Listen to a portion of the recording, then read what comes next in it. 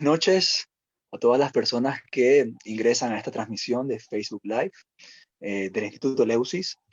Hoy sábado 29 de agosto, hoy culminamos con una maravillosa entrevista que hacemos todos los sábados a las 7 de la noche con distintos invitados de este gran mundo, ¿no? Este gran universo que nos dejó Carl Gustav Jung.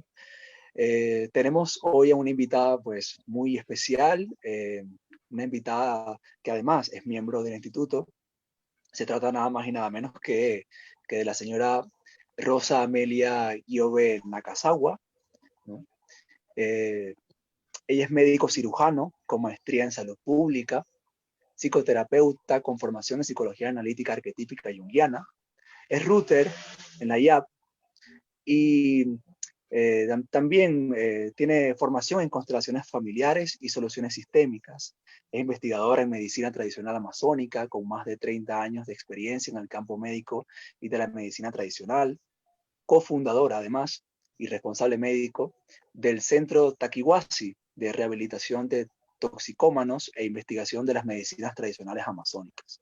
Autora de múltiples libros, como por ejemplo Ábrete Corazón, autora del libro La liana de los muertos al rescate de la vida, y coautora del libro de Manuel Almendro, ¿Qué es la curación?, de la editorial Kairos. Bueno, con ese breve currículum, que de verdad es fascinante, muy admirable todo lo que usted hace, doctora. Particularmente, bueno, quise participar en esta entrevista solamente para conocerla y tener la oportunidad de saber más acerca de usted y de su trabajo. Entonces hoy estamos con Gabriela Milatich y con usted, profesora Rosa, en este encuentro maravilloso. Le damos la bienvenida. Bueno, muy bienvenida, Rosa. Bienvenida, gracias por permitirnos a los dos, a Jorge y a mí, hacerle esta entrevista. Es un honor para nosotros que compartir con usted y que nos pueda dar sus enseñanzas, su experiencia, su amplia experiencia y su conocimiento profundo de lo que es la sabiduría masónica, la medicina masónica en relación con la psicología analítica junguiana y con la experiencia de estos fuertes saberes en la recuperación de adictos. Así que, bueno, la palabra es suya, Rosa. Más que escucharla e intervenir brevemente, simplemente y quizás para hacer alguna que otra pregunta, pero la pantalla es suya y, bueno, a su disposición para lo que usted necesite, Rosa. Ok, muchas gracias. Bueno, yo quisiera empezar diciendo, bueno, primeramente agradeciéndoles por el espacio, ¿no? La verdad es que es una gran oportunidad, es muy simpático poder llegar a personas, sobre todo en esa época que estamos tan encerrados, tan encuarentenados, ¿no? Tener la posibilidad de tener un espacio, de compartir vivencias más que nada, ¿no? Porque yo creo que enseñanzas en el campo de las adicciones, el campo de la psicología analítica, de la medicina tradicional son tan amplios que yo me considero todavía aprendiz y investigadora, que es lo que me llama la atención, ¿no?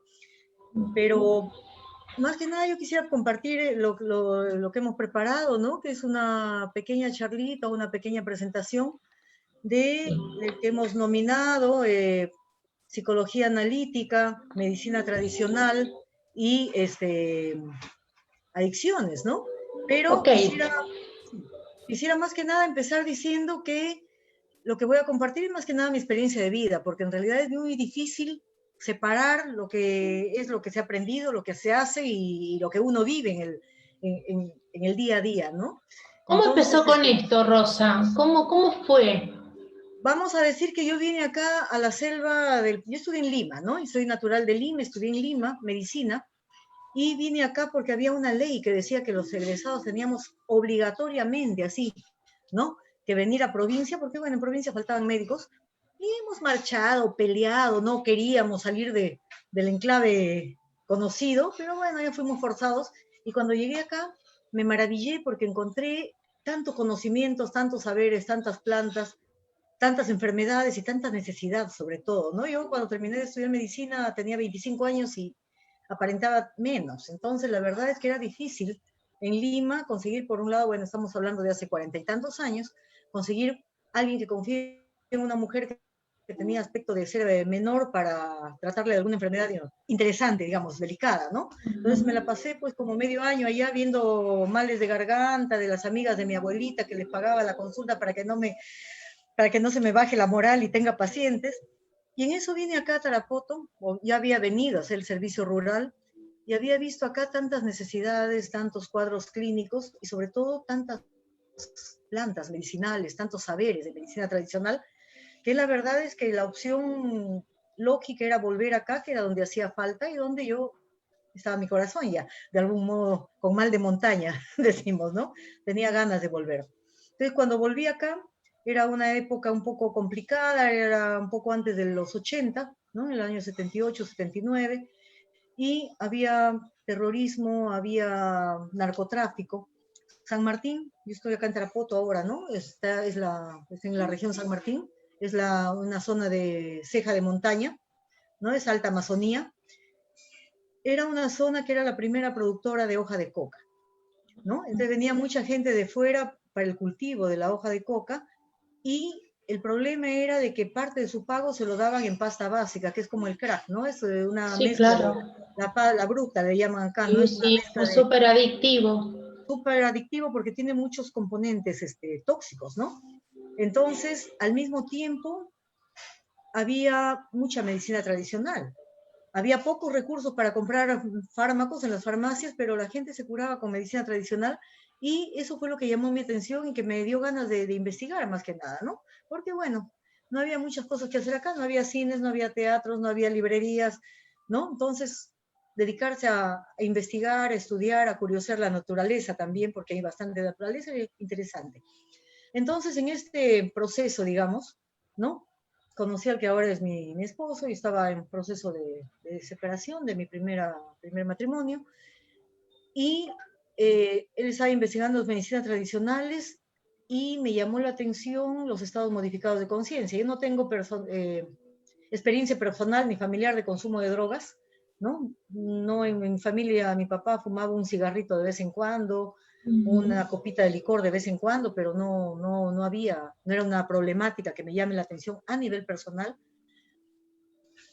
Pero el hecho de ver que los curanderos acá conocían cosas, ¿no? A través de ingesta de plantas, de ayahuasca, y que usaban la medicina tradicional con tanta facilidad y con buenos resultados, me llamó la atención. Entonces, bueno, dentro de todo este proceso, que fue un proceso más de investigación personal, ¿no? Porque empecé a experimentar las plantas. Yo siempre he soñado mucho desde niña y con el proceso de las plantas, como que las cosas iban como encajando, ¿no? Íbamos viendo otra calidad de sueños. Las visiones de ayahuasca tienen una calidad de sueño prácticamente, son mediados por los mismos neurotransmisores. Y en una de esas sesiones, por ahí, habíamos pensado hacer un grupo de estudio de medicinas tradicionales, pero salió la indicación de que el campo autorizado por las plantas para el estudio era el campo de las adicciones. Yo dije, bueno, ya, eso es una indicación pasajera, se irá a pasar, a mí no me interesa mucho las adicciones, a mí me interesaba estudiar otro tipo de cosas mediante las plantas, pero empezamos a explorar. Y dentro de esta exploración empezó a verse la riqueza de los conocimientos a los cuales se podía adquirir, se podía acceder con estas plantas. Y poco a poco, sin darnos cuenta, sin querer queriendo, como diríamos, empezó a salir el protocolo del Centro Taquihuasi, que ya tiene ahorita empezamos la investigación en el 1986 con autoexperimentación y el bautizo, el nacimiento formal del centro ha sido en 1992, ¿no? Entonces a la fecha tenemos 28 años. Bueno, 28 toda años una de vida funcionamiento. experimentando Estamos con esto. por el paciente número 1553, si no me equivoco, hasta la fecha, ¿no? No todos internados, porque el protocolo se fue afinando poco a poco. Al comienzo teníamos pacientes adictos y pacientes de índole psicológica, porque acá en Tarapoto solamente había uno que otro psicólogo. Después, cuando pusimos el centro, ya empezamos a invitar a psicólogos a venir acá a la zona, a Tarapoto, ¿no? Y los psicólogos aquí en la región, aparte de 2 o 3 que funcionaban con la UGEL, que es el centro de profesores, que eran profesores y psicólogos, todos los otros psicólogos clínicos eran prácticamente de Taquihuasi, ¿no? Entonces se hacía servicio a la comunidad para todo tipo de de necesidades. ¿Cómo, Pero bueno, es así como nació el centro, ¿no? Perfecto. ¿Cómo definirías un adicto desde la visión de la medicina tradicional? ¿Qué es un adicto desde esta visión? Bueno, en primer lugar, dentro del contexto tradicional no hay las adicciones. No existen las adicciones, ¿no? No existían. Existen en el momento en que hay aculturación. Yo había preparado un PowerPoint un poco explicando eso, no sé si está... Sí, lo si tengo está por ahí, preparado para cuando tú me digas. Ya, sí, de repente, para no poner mi cara por ahí nomás, ponemos el PowerPoint y yo voy hablando y me vas preguntando, ¿podría ser? Dale, sí. Ok, sí. A ver, compartir pantalla.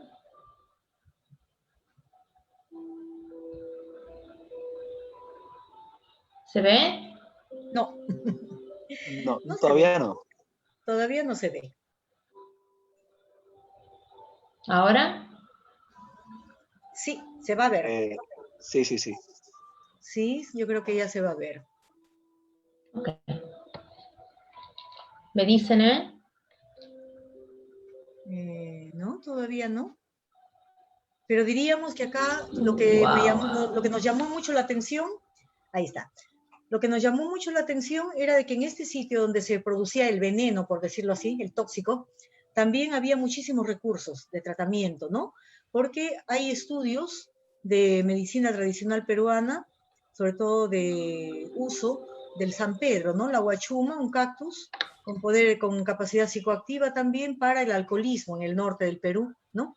Entonces, en el momento de empezar la elaboración del protocolo de Taquihuasi hemos caminado bastante, hemos buscado bastante información en otros sitios también, y sí, yo creo que podríamos ir pasándolo. Ok. Pues, sí. Bueno, eso lo podemos pasar por alto porque creo que es ya lo que conversé un poquito, ¿no? Podríamos decir que hemos explorado un poco otros sitios, ¿no? Y hay bastantes similitudes en el uso de las medicinas tradicionales y lo que hemos visto acá en Tarapoto. Acá en Tarapoto no había, digamos, un tratamiento de adicciones así formal, ¿no? Había muchos curanderos que trataban personas en forma individual. La adicción no, bueno, el alcoholismo sí había cuando hemos venido bastante. Adicción a tabaco no tanto como ahora, estamos hablando de hace 28 años, ¿no? Pero sí nos llamó la atención que acá donde se producía la pasta básica de cocaína, el veneno, también había tantos recursos, ¿no? Entonces nosotros empezamos a hacer un protocolo que incorporaba los recursos de medicina tradicional amazónica a el caso de las adicciones para centralizar nuestra acción más que nada en un caso puntual que nos pudiera dar una posibilidad de investigación, sobre todo por los pobres resultados que hay de la medicina alopática y de la medicina formal en el campo de las adicciones, ¿no? Entonces vamos a decir que usábamos plantas medicinales para bajar el síndrome de abstinencia y para la limpieza, y todo esto, este protocolo ha sido elaborado en función de los conocimientos de medicina tradicional amazónica, en el cual se piensa que la enfermedad se da por un desbalance en la armonía interna de la persona, ¿no? Causada básicamente porque la persona ha tomado algo que no puede metabolizar o ha fabricado en su cuerpo a nivel físico, a nivel energético, a nivel emocional, algo que no puede tampoco procesar, ¿no? Entonces estamos hablando ahí de ingesta de alimentos tóxicos, de sustancias tóxicas, o también de emociones tóxicas que uno genera y que no es capaz su organismo de metabolizar. Entonces, básicamente la medicina tradicional amazónica habla de la enfermedad como una ruptura de la armonía, ¿no? Como un caos, una desintegración, y el curandero interviene para armonizar, para restablecer la armonía, ¿no? Entonces estamos hablando de un estado de caos que va a dar origen a un nuevo orden. Entonces, en ese sentido, viéndolo así en forma amplia, esto se aplica a cualquier enfermedad, no solamente a las adicciones, ¿no? Claro. En sentido amplio, la pérdida de equilibrio para poder restablecerla, ¿no? Así es. Entonces, usamos plantas depurativas, plantas que producen vómito, que dan a veces diarrea, ¿no? Que aumentan la sudoración, saunas, una serie de métodos que hay acá en la medicina tradicional para bajar el síndrome de abstinencia y funcionan bastante bien, ¿no? Pero el eje central, podríamos decir, bueno, Taquihuasi funciona en 4 ejes, ¿no? Uno es el eje de la vida cotidiana. Ahí es donde funciona todo lo que son las técnicas comportamentales, digamos, porque tenemos en cuenta que los pacientes adictos a veces han empezado a consumir drogas en una etapa muy temprana, muy precoz, de adolescentes, ¿no? Entonces son bastante descuidados de su cuerpo por la misma proceso de adicción, por la misma estructura, o desestructura, por decirlo de algún modo, ¿no? Y hay que enseñarles a veces poner un poco de orden, límites, ¿no? Enseñarles a lavar su ropa, a atenderse a sí mismos, ¿no? Entonces la vida cotidiana y la gestión de los intercambios en la vida cotidiana son un eje importante. El otro eje importante es el eje del cuidado del cuerpo físico, las plantas depurativas, ¿no? Las plantas psicoactivas, usamos plantas para estados modificados de conciencia, y eso lo voy a desarrollar más adelante, porque en el caso de la adicción, el paciente accede a un estado modificado de conciencia, una forma un poco salvaje, ¿no? De algún modo, autoinduce su estado de conciencia mediante la droga, ¿no? Pero no hay una guía, no hay una forma de integrar la experiencia. Y entonces, lo que hacemos nosotros es un acompañamiento con plantas que se usan acá en la Amazonía y que modifican el estado de conciencia cuando son ingeridas en determinados contextos, ¿no? Acompañadas de determinada dieta. Básicamente, en las dietas, lo que llamamos dietas, que son retiros en el monte, es una especie de aislamiento sensorial. La comida no tiene sal, no tiene dulce, no tiene sabor, están en aislamiento completo y tomando plantas que tienen una especificidad bastante fina, digamos, en el sentido de que hay plantas que son para reforzar la voluntad, para quitar el miedo. Son plantas que van a actuar a nivel físico, pero que en ese contexto ritualizado también van a actuar con determinadas características a nivel psicológico. Entonces, un paciente que lo sentimos, por ejemplo, un alcohólico que está totalmente en el agua, ¿no?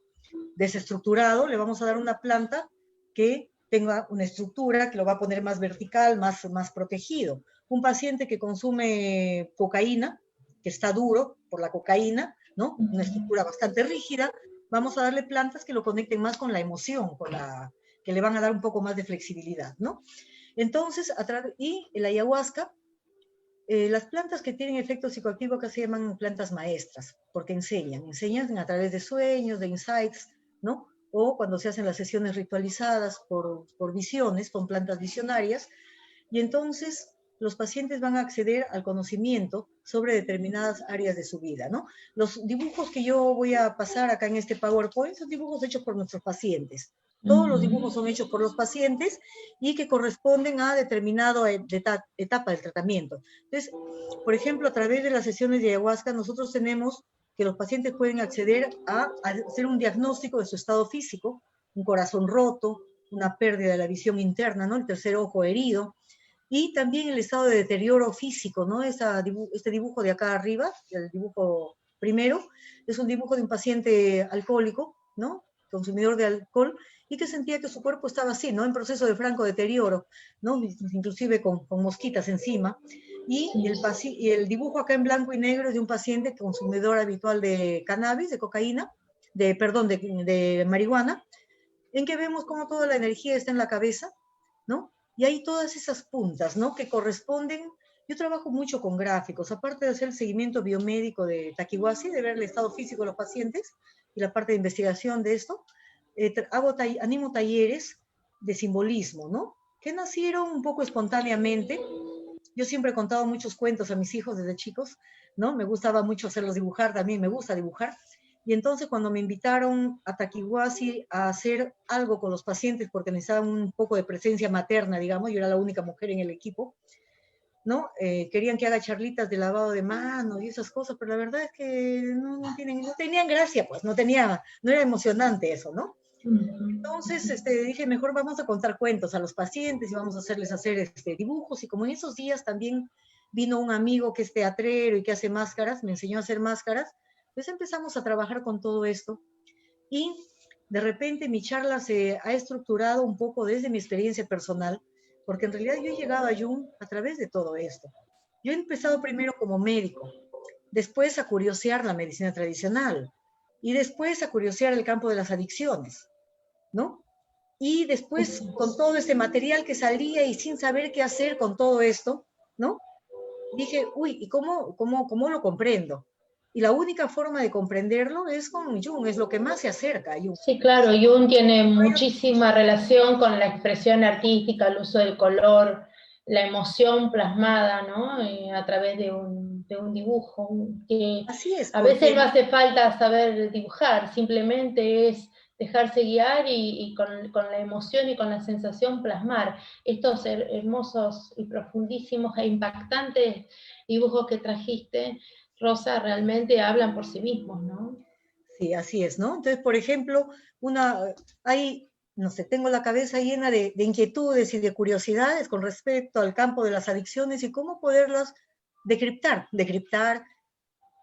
organizar, ¿no? Mostrar de repente a través del pensamiento junguiano, porque la verdad es que hemos buscado bastante y recién cuando llegamos, mi esposo es francés, entonces fuimos en Francia a buscar a los conocedores del campo de las drogas y del tratamiento de las adicciones, y caímos en un centro chiquito donde había un médico junguiano, un psicólogo de junguiano que estaba a cargo, y que el enfoque era junguiano, ¿no? Es el Maxence, Jean-Luc Maxence, Centro Diderot, y cuando leí sus folletos, dijimos, esto es, porque es justamente de lo que habíamos estado hablando sin conocer mucho, ¿no? Porque la verdad es que acá el pensamiento junguiano en el Perú no era conocido en esa época en la universidad, así nos mencionaron algo, pero no se profundizaba y no había posibilidades de formación, tampoco de acceder a los libros, ¿no? Entonces, bueno, ahí en cada viaje empecé a traer libros y a curiosear, y es por eso que la curiosidad por conocer más de Jung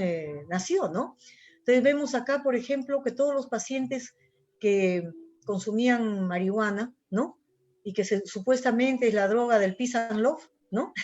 De pronto los dibujos expresaban tantas puntas, tantas aristas, tantos signos de agresividad, ¿no? Que era lo no expresado. Y es que el arte representa lo que hay en el fondo del corazón sin necesidad de pasar por la palabra o por la cabeza, ¿no? Y es por eso que precisamente los dibujos nos hablan por sí solos, sin necesidad de explicarlos más. La siguiente, por favor. Sí. Así como se hace un diagnóstico del estado físico, ¿no? También podemos ver diagnósticos del estado emocional, existencial, ¿no? Estos dibujos, por ejemplo, este laberinto de acá del medio abajo, ¿no? Es cómo se siente un paciente, ¿no? Entre todas las presiones de su entorno, ¿no? Solo, llorando, sentadito ahí, ¿no? Ese es un poco cómo llega el paciente, ¿no? O el otro ahogándose, levantando la mano a ver si puede salvarse. Y a mí me impresionó mucho ese dibujo de acá arriba, ¿no? Es un dibujo de un paciente que consume cannabis, ¿no? Y vemos que hay una isla rodeada de una malla llena de puntas, yo asumo que es un alambre de púas, una cosa así, rodeado de agua, de emoción, ¿no? Con un árbol como única compañía, un árbol que es un árbol ideal, utópico, un árbol que no es un árbol natural, ¿no? Y lo único que está cerca son esas puntas, esos cristales puntiagudos y un sol que no irradia, ¿no? Donde dice solo y abajo, Padre, ¿dónde estás? ¿No? Entonces, es eso que a mí me conmovió bastante, porque es eso, en realidad, la sensación interna de un paciente adicto a cannabis, ¿no? Adolescente, abandonado, en búsqueda de un padre y sin sentir ese calor, ¿no? En un mundo artificial. Entonces vemos que esos dibujos, ¿no? De sesiones de ayahuasca nos conectan bastante con el mundo interior, ¿no? Es la conexión con la profundidad de la persona, precisamente. Siguiente, sí, vamos. Sí, te quería preguntar Sí. sobre este dibujo tan intenso que está a la izquierda, es el primero. ¿Qué me puedes decir de este dibujo? Sí, ese es un dibujo de un paciente también consumidor de cannabis. Ves que está tomando en la mano a la serpiente. La serpiente acá en la Amazonía es el símbolo de la ayahuasca. Curiosamente, es el símbolo del caduceo de Mercurio, el símbolo de la medicina, y es el veneno que puede matar o que puede curar, ¿no? Es el símbolo, es la doble misión del símbolo precisamente. Y el ayahuasca, muchas veces cuando las personas ingieren ayahuasca sienten que ven boas grandes o serpientes grandes que las tragan o que vienen a curarle. Entonces, la ayahuasca, como es una liana flexible, que ramea así, entonces es el símbolo de la curación. Entonces vemos acá al paciente que está tomando la ayahuasca, ¿no? Que está con la energía en la cabeza, pero que tiene en el corazón una cárcel, y adentro de esa cárcel está él mismo. Está él mismo. ¿no? Qué fuerte este dibujo, fuerte, realmente sí, es sí. muy intenso. Muy Jorge, intenso, ¿tú qué muy opinas? interesante. Sí, sí es. Sí, Jorge. sí. Yo quisiera hacer una pregunta, ¿no? Bueno, vinculado a lo que estamos conversando. Profesora, ¿a qué se refiere usted con las plantas de medicina, de medicina del Amazonas? O sea, ¿de qué plantas estamos hablando específicamente, ¿no? Porque eh, Estamos hablando de una mezcla de plantas de ayahuasca. La ayahuasca es una liana que se utiliza acá para modificar el estado de conciencia. Aquí en la región, en San Martín, donde estamos, se utiliza la ayahuasca. En otras zonas de la Amazonía también se puede utilizar bufoteninas de sapo, otras sustancias, pero acá básicamente es el ayahuasca, la planta más importante, que se utiliza para modificar el estado de conciencia. También se utiliza el tabaco, se utiliza otras plantas, tipo ajosacha, bubinsana. Tenemos una variedad de plantas que todas tienen un efecto psicoactivo cuando la persona la ingiere con una dieta específica. La dieta esta es no comer sal, es un aislamiento sensorial. Nada con sabor, nada con olor, ¿no? Y se toma la planta, la decocción de la planta, una pequeña cantidad en la mañana y en la noche. La ayahuasca no. Las otras plantas, en la mañana y en la noche a veces, y con aislamiento. La persona está solita en una cabaña en el monte y al tomar esas plantas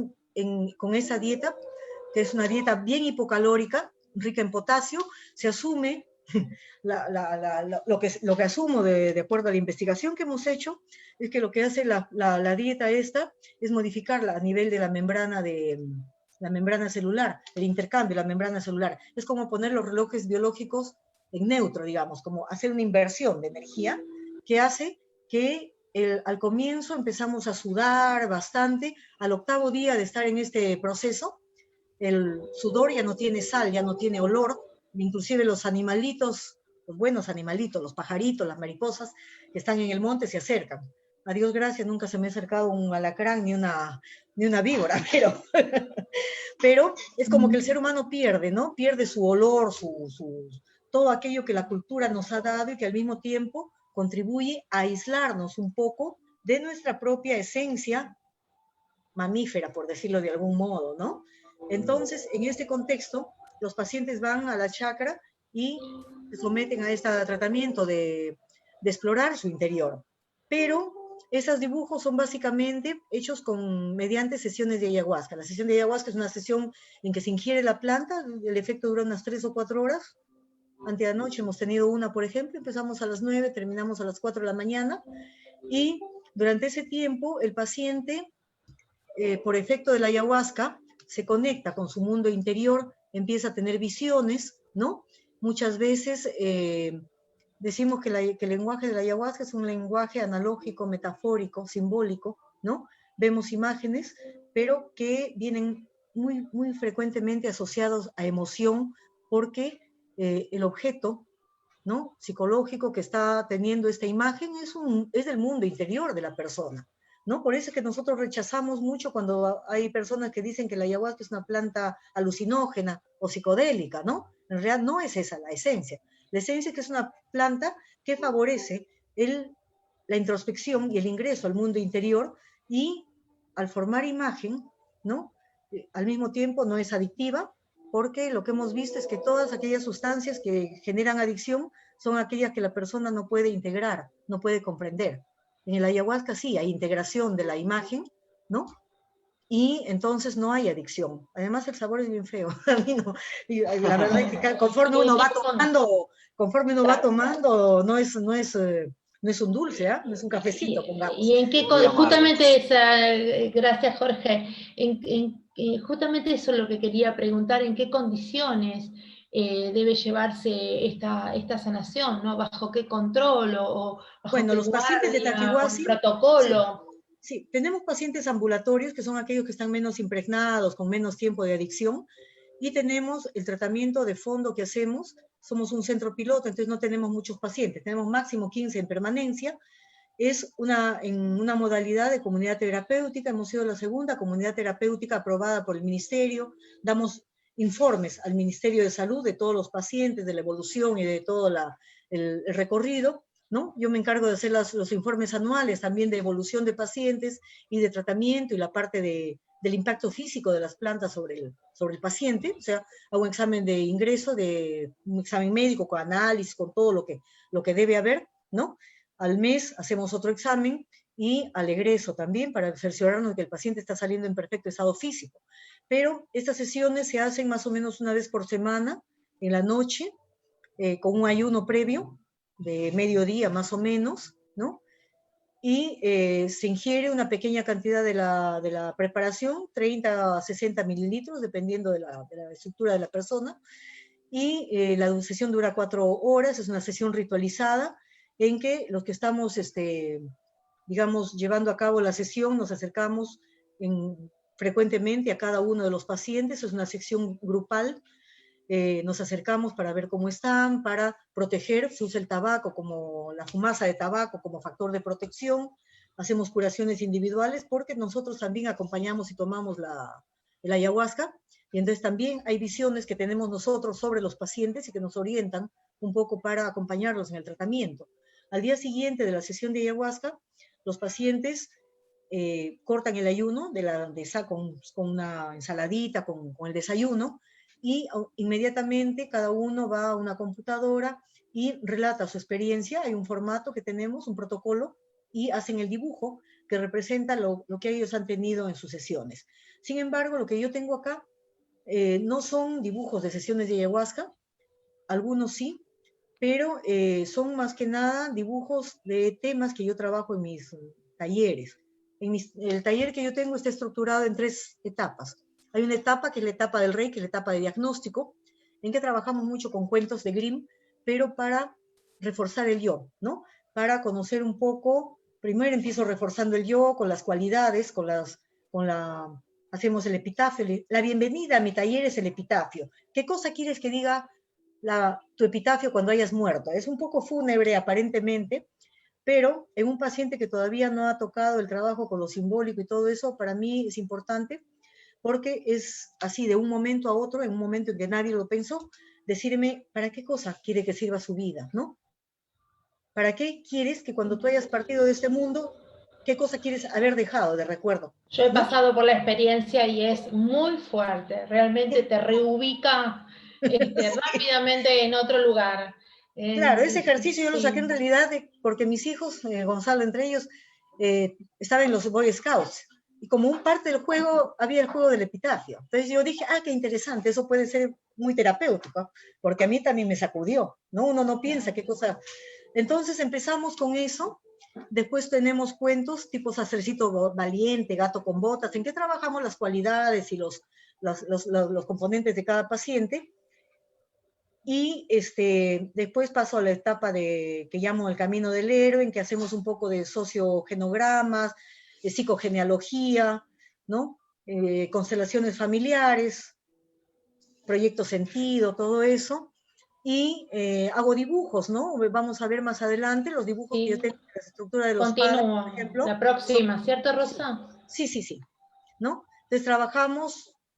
Bueno, esas son visiones sobre cómo ven la adicción, ¿no? Vemos acá la adicción como la muerte que los está circulando, y ese es un dibujo que ellos han hecho de representarse en una sesión de ayahuasca con mucha luz que emana de sus corazones, y la ayahuasca por fuera. La adicción por fuera, ¿no?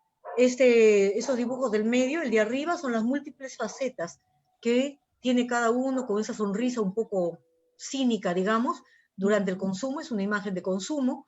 Lo de abajo es una imagen de consumo grupal, ¿no? Es como cuando con la pandilla, con el grupo de amigos, están fumando, como todos son casi lo mismo, ¿no? Son como fetos, imágenes fetales poco acabadas, ¿no? Poco diferenciadas, con poco color, ¿no?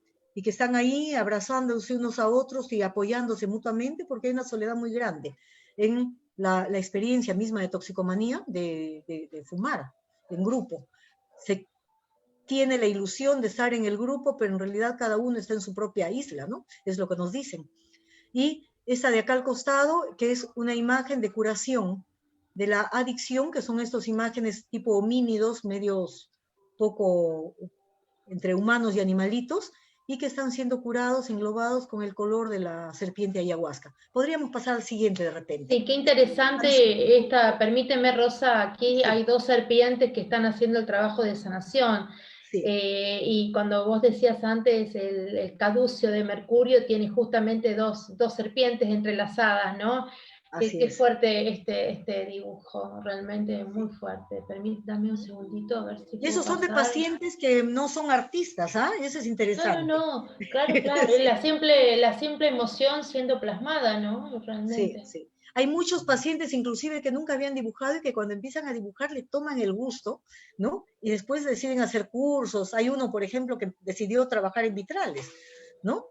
Después, y los hace lindos ahora, ¿no? Esos son dibujos también en que hacemos un dibujo en que yo les digo que dibujen lo que más miedo les daba cuando tenían 7 años, ¿no? Más o menos, cuando eran niños, y vemos cómo salen algunas cosas que son bien fuertes, bien interesantes. Por ejemplo, este dibujo del medio de un niño que había sido abusado por un tío, ¿no? Entonces vemos ahí la imagen es tan clara, ¿no? Y el otro, Sí. ¿no? Los otros dos, ¿no? Y ahí, cuando empezamos a ver estas imágenes de lo que da miedo, empezó también a surgir una cosa que me pareció muy interesante, porque prácticamente todo esto que estoy mostrando ahora son dibujos que van mostrando también mi propio desarrollo dentro de todo este trabajo, ¿no? Que hace una construcción de a dos, o sea, yo iba inventándome cosas que me parecían interesantes y los pacientes hacían las cosas y de pronto, uy, y eso es interesante, ¿por qué no hacemos otra cosa en ese sentido? Por ejemplo, la imagen de la mujer acá en esta primera, ¿no? Sí, En esto de la izquierda. primero, ¿no? Sí. Lo que más miedo le daba era a su mamá cuando venía borracha a la casa, ¿no? Me dijo ese joven, ¿no? Y vemos cómo la imagen de la madre es tan grande y cómo él escapa, y el escape es hacia ese edificio con múltiples puertas, ¿no? Y curiosamente, después conversando con el paciente, después de cada una de esas puertas, ¿no? Había una de las drogas que él había empezado a fumar en secuencia, ¿no? Entonces, ¿cómo la droga como una puerta de escape, ¿no? De él con su pijamita ahí como un niño, pero las proporciones del dibujo son de un cuerpo de adulto, ¿no? Cómo la droga es una puerta, vía de escape para escapar de esto que tanto miedo le da y que en realidad es una imagen que asustaba al niño de 7 años y que sigue asustándolo, ¿no? Por eso pongo ahí no tan pasado, porque este paciente de 40 años sigue con este miedo que tuvo a la madre cuando venía ebria, cuando él tenía 7, 8 años de edad, ¿no? ¿No? Y cómo Y doctora, estas imágenes surgen a raíz del consumo de la ayahuasca. Bueno, esta es parte del proceso. Los pacientes van tomando ayahuasca, pero estos dibujos son hechos en mis talleres. Son hechos en talleres, ¿no? A veces si estamos trabajando, por ejemplo, el tema del padre, yo le digo, bueno, ahora en la sesión de la noche de ayahuasca, traten de concentrarse un poco en la relación con su papá, en qué cosa quisieran decirle a su papá. Muchas veces el padre ya ha fallecido, ¿no? Y no ha habido la oportunidad de poner las cosas en claro, de conversar. Y ayahuasca en quechua quiere decir soga del muerto o soga de los espíritus, porque muy frecuentemente uno tiene un diálogo con personas que han fallecido, que han sido muy significativas para nosotros, ¿no? En un estado modificado de conciencia. Entonces es como que en ese espacio ritual el tiempo y el espacio se diluyen, podemos ir hacia atrás, hacia adelante, ¿no? Y en diferentes espacios también. Entonces yo creo que eso es lo que permite también la sanación, es la imagen y el hecho de borrar el espacio y el tiempo, ¿no? La imagen es súper poderosa y súper dinámica, realmente cambia, a ver, nos ayuda a verbalizar, ¿no? A poder ponerle palabras más luego, ¿no? Pero qué fantástico lo que está haciendo la ayahuasca a través de lo que estás contando y también del trabajo tuyo con los talleres. Me impresionó mucho la imagen del central del niño abusado, ¿no? La mano lo dice todo, ¿no? De cuántas veces sufrió abuso. La siguiente, Rosa. Sí. Aquí. Bueno, decíamos que también nos permite ver las relaciones familiares, porque la mayor parte de pacientes que vienen, obviamente, vienen como la oveja negra de su familia y sin embargo son el revelador de la disfunción familiar, ¿no? Solamente que, bueno, si hay 5 o 6 hermanos y este es el único que consume, ese es el único que está más comunicado con su ánima, y eso lo vamos a hablar después, el más sensible, ¿no? Y el que se quiebra.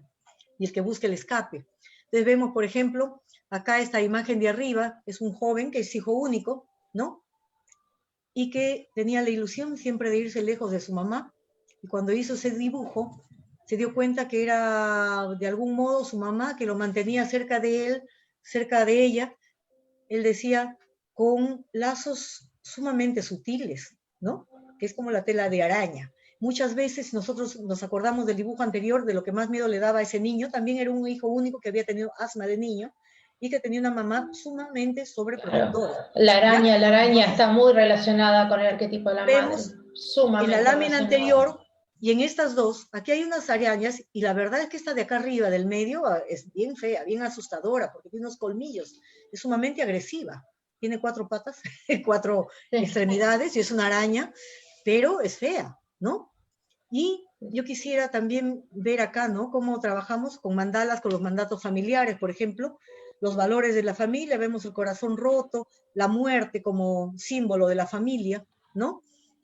En 2 generaciones, porque ahí la indicación de hacer ese mandala es dibuja en el medio lo que simboliza a tu generación, en la siguiente lo que simboliza la generación de tus padres, ¿no? Y en la última la de los ancestros.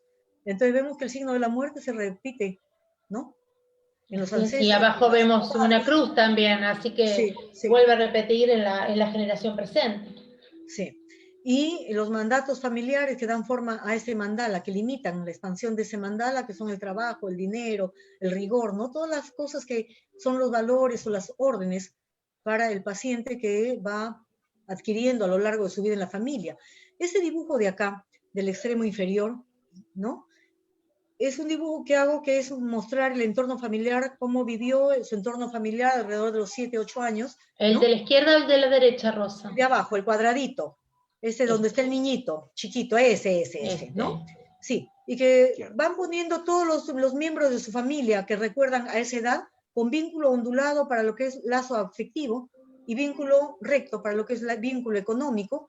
Y vemos que este niño, por ejemplo, el papá no puede estar más lejos, mire, está en la puntita superior extrema del cuaderno y la mamá también. Eran padres que trabajaban y el niño en realidad no sintió la presencia de los padres a ningún nivel, ¿no? A ningún nivel, ni afectivo, ni económico, ni de compañía.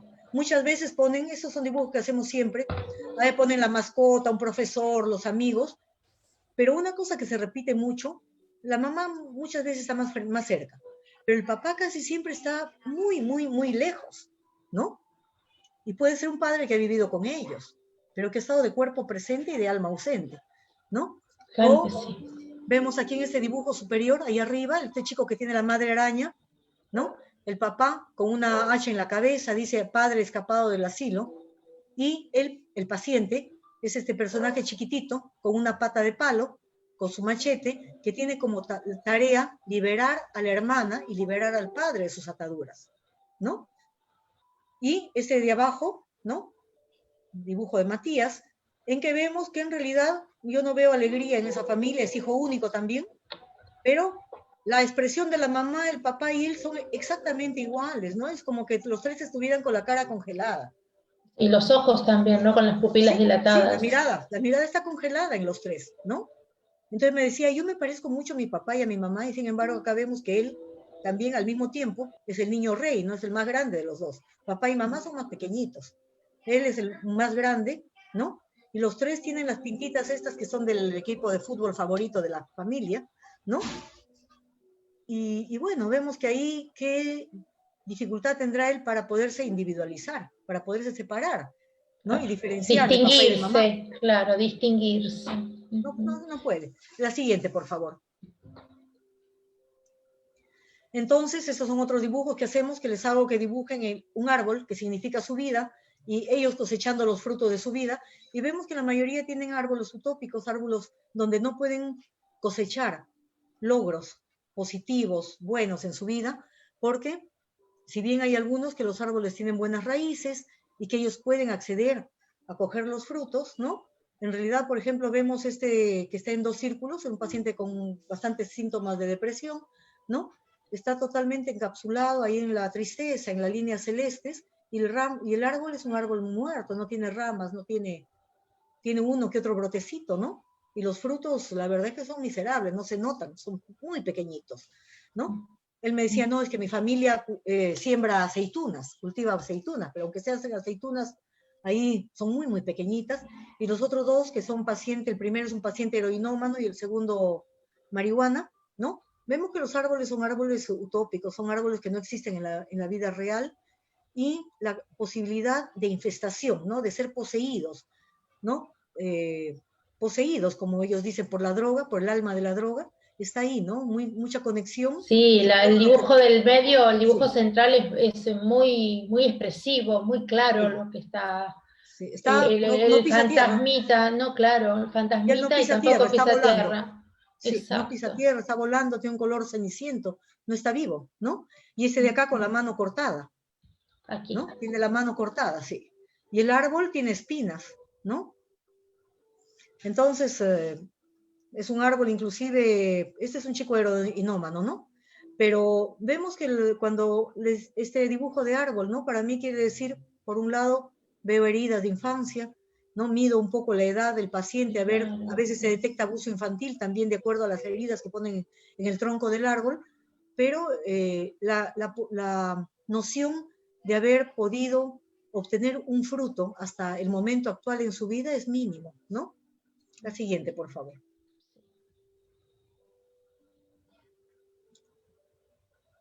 También trabajamos mucho con el cuento del Minotauro, ¿no? Del laberinto, y vemos esto, bueno, son dibujos de cada uno, les hago dibujar su laberinto. Algunos tienen el laberinto en el cerebro, ¿no? Otros en el corazón, otros en diferentes partes, y trato de hacerles ubicar cuál ellos piensan que es el hilo de Ariadna que les va a permitir poder salir con seguridad de su laberinto después de vencer su Minotauro, ¿no? Entonces, para unos es el corazón, para los otros puede ser la fe, ¿no? Y para otros es poderse conectar con la vida, ¿no? Con su entusiasmo, con su vida sana. Maravilloso, Rosa. Qué, Y qué doctora, potente. Sí, sí, una pregunta. sí. ¿Estos dibujos también van cambiando a medida que el paciente va asistiendo a las sesiones y a las terapias? Yo tengo un tiempo en que hago los dibujos en el tratamiento. Por ejemplo, ese dibujo del puente tratamiento, que yo veo un poco qué cosas esperan del tratamiento. Ahí hay una indicación precisa. Eso lo hago al segundo mes de internamiento del paciente, cuando ya ha salido del síndrome de abstinencia y ya empezaba a tocar contenidos interiores. Y esto me sirve a mí para saber qué cosa es lo que el paciente espera, qué expectativa tiene sobre el tratamiento de taquihuasi. Yo le digo, el tratamiento de taquihuasi es ese puente. Abajo están todos los peligros que les acecharían si no tuvieran un puente. Imagínense, les digo, como una especie de arenas movedizas que pueden absorberlos si es que ustedes no tienen un puente para cruzar de un extremo a otro con seguridad. El puente ellos lo terminan de dibujar, algunos lo refuerzan, otros lo hacen más liviano, según su gusto. Hay algunos que inclusive, bueno, no he puesto todos los dibujos acá, pero hay algunos que le ponen inclusive necesitas psicodélicas encima, como si quisieran estar en psicodelia todo el tiempo, ¿no? Pero lo que marca eso es básicamente, por ejemplo, este puente de abajo, ¿no? De una imagen gris a una más colorida, ¿no? A poner un cierto orden. La imagen de ellos durante el tratamiento, por ejemplo, vemos acá este que ha puesto su flecha que dice yo, ¿no? Es chiquititito, chiquititito, ¿no? Es una imagen muy, muy, muy pequeña, ¿no? Y este de acá arriba que ve todo borroso, ¿no? La ceguera, la almohada, porque era muy perezoso y que espera salir con una mirada más limpia, viendo la naturaleza, viendo las cosas con otro tono, digamos, ¿no? Entonces, más que nada, a mí estos dibujos me orientan a ver qué cosa ellos esperan en el tratamiento y al mismo tiempo hay un cierto valor pronóstico, ¿no? Porque, por ejemplo, si el tratamiento es de 9 meses y ellos se dibujan casi saliendo del tratamiento, una cosa que vi es que, por ejemplo, si un paciente a los 2 meses de tratamiento se dibuja a la mitad del tratamiento, para mí implica que va a salir o va a tener una movida que va a atenderlo a sacar del tratamiento a los 4 meses, ¿no? Si la longitud del tratamiento normalmente debe ser 9 meses y ellos con 2 meses se ponen a la salida, quiere decir que falta poco para que ellos ya estén afuera. Eso quiere decir que van a abandonar el tratamiento. El centro es un centro en que ellos están voluntariamente. No hay rejas, no hay prohibición de salir. Entonces, si ellos... Aquí, Aquí, Rosa, me llama mucho la atención esta serpiente en forma de círculo, como si fuera una Parece un serpiente ouroboros. alquímica. Sí, Exactamente, un ouroboros. Qué fuerte. No tienen conocimientos de estos pacientes de lo que es no. simbolismo. Es decir, el paciente llega a su tratamiento muchas veces en muy malas Muchos de ellos. condiciones, pero sin conocimiento previo. Claro, y una cosa que a mí me maravilló, que me mantiene en esto, ¿no? En el momento que pierde el entusiasmo me dedicaré a otra cosa de repente, pero que sea hacer bizcochos, pero bueno. Una cosa que a mí me fascina es la capacidad, la riqueza del mundo interior de los pacientes y que no tiene nada que ver con su nivel cultural. Hay pacientes inclusive analfabetos y que en una sesión de ayahuasca me mandan un contenido, por ejemplo, bueno, me voy a salir un poco del PowerPoint, pero, por ejemplo, un chico que era campesino, que no sabía ni leer ni escribir, y viene y me dice, doctor, estaba asustado en la sesión. Le digo, ¿por qué? Porque estaba sentado y me veía como estaba cuando estaba fumando. Me decía, inclusive olía el olor de la droga y veía que estaba todo sucio, así perdido, y de pronto me empezaba a caer una cosa caliente encima y por donde esa cosa pasaba, mi ropa empezaba a ponerse de un color blanco bien brillante, bien bonito. Y entonces yo he agarrado para ver qué me está cayendo y cuando he visto mis manos, he visto sangre y he dicho, ay, no, ya me he muerto, ¿no? Yo debo haberme muerto ya y estoy sangrando y por eso estoy convirtiéndome en ángel. Y de pronto me dice, yo sentí que estaba mi espalda apoyada en una cosa dura y cuando he volteado a mirar, he visto que estaba apoyada en una cruz y que lo que había encima mío era Cristo que estaba sangrando encima de mí y esa sangre era lo que ponía que mi ropa de estar sucia se convirtiera en una cosa blanca y brillante. Esa para mí ha sido la sensación o la descripción más válida que yo tengo, más fuerte de precisamente la redención, de la muerte de Cristo para limpiar, ¿no? Y yo me acordé ahí de que yo de niña, mi abuelita tenía en su sala una imagen de Cristo en agonía ahí, ¡oh! Me asustaba, me aterrorizaba, y eso me daba un rechazo increíble a la religión, finalmente, ¿no? Pero Claro. la imagen del Cristo en agonía, y esta es otra mirada, es el sacrificio, el hacer sagrado algo, ¿no? Para algo. Exactamente, el Quita el sacrificio. sufrimiento sin sentido. Entonces, Exactamente. esta Sabemos también que el Cristo, desde el punto de vista de la psicología analítica, tiene no un valor religioso, sino es el sí mismo, representa el sí mismo lo más individual, lo más puro, lo más íntegro de todo ser, ¿no? Es la propia alma que se presenta, ¿no? Así es, pero esta definición que me dio este paciente analfabeto, para mí es un significado, tiene un nivel teológico altísimo, ¿no? Así, sí. Y bueno, hay otros que ven el Coloso de Rodas, que nos mandan todo un rollo de mitología egipcia, por ejemplo, sin saber nada, ¿no? O otro que, por ejemplo, me dice, doctora, gracias a esta sesión ya he conocido qué cosa es la vida. Digo, ¿la vida? Sí, me dices una señora gorda. Digo, ah, la vida es una señora gorda. Sí, me dices una señora gorda, ¿no? Que tiene su cara, me dice, no es bonita, tampoco es fea. Tiene sus cejas así medio peludas, medio juntas, como si estuviera medio enojada cuando mira. Y su mirada no es tan dulce por esas cejas, pero en realidad tiene una sonrisa bonita, ¿no?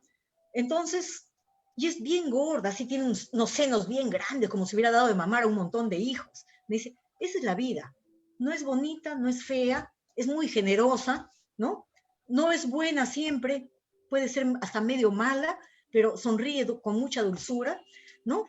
Yo creo que eso es la vida. Entonces, es una definición muy bonita, ¿no? Entonces yo digo, ¿y eso que entra? Porque viene la imagen y la imagen les habla de adentro, porque no es una cosa que uno le explica, ¿no? No es una explicación, sería una implicación, porque viene de adentro de uno, ¿no? Y eso hace que el paciente, cuando tiene acceso a esta imagen, viene con una sensación de eso es, ¿no?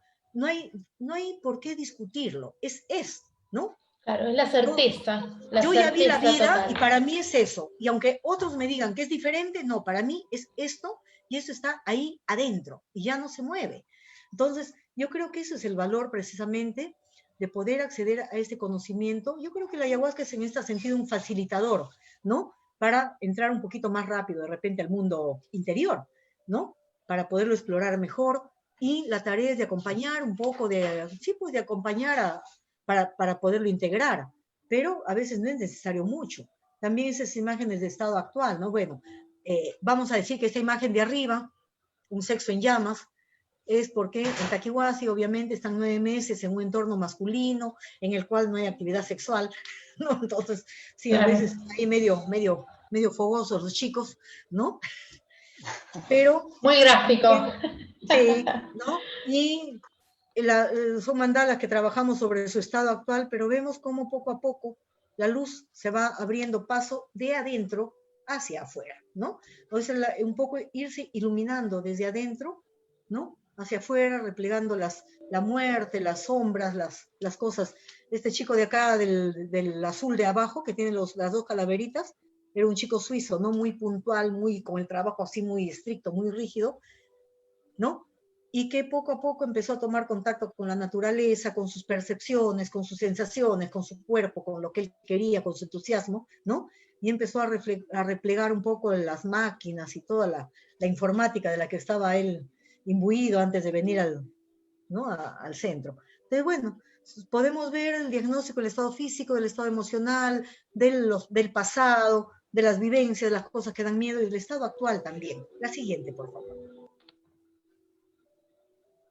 También los sueños, ¿no? Este sueño lo puse ahí porque me pareció bien interesante, porque a veces un sueño o una imagen es lo que hace que el paciente decida que ya tiene que empezar su tratamiento, ¿no? Porque mientras tanto a veces va postergando, sí soy adicto, pero no tanto, ya me va a pasar, ¿no? Pero este sueño, por ejemplo, de un paciente que se sentía que estaba manejando un auto, pero no tenía el timón y el acelerador, él manejaba, pero el timón y el acelerador era manejado por alguien, que era alguien que estaba a su costado y era un ente vampiro, medio transparente, y que estiraba sus manos a través de él y manejaba, y él no podía hacerlo.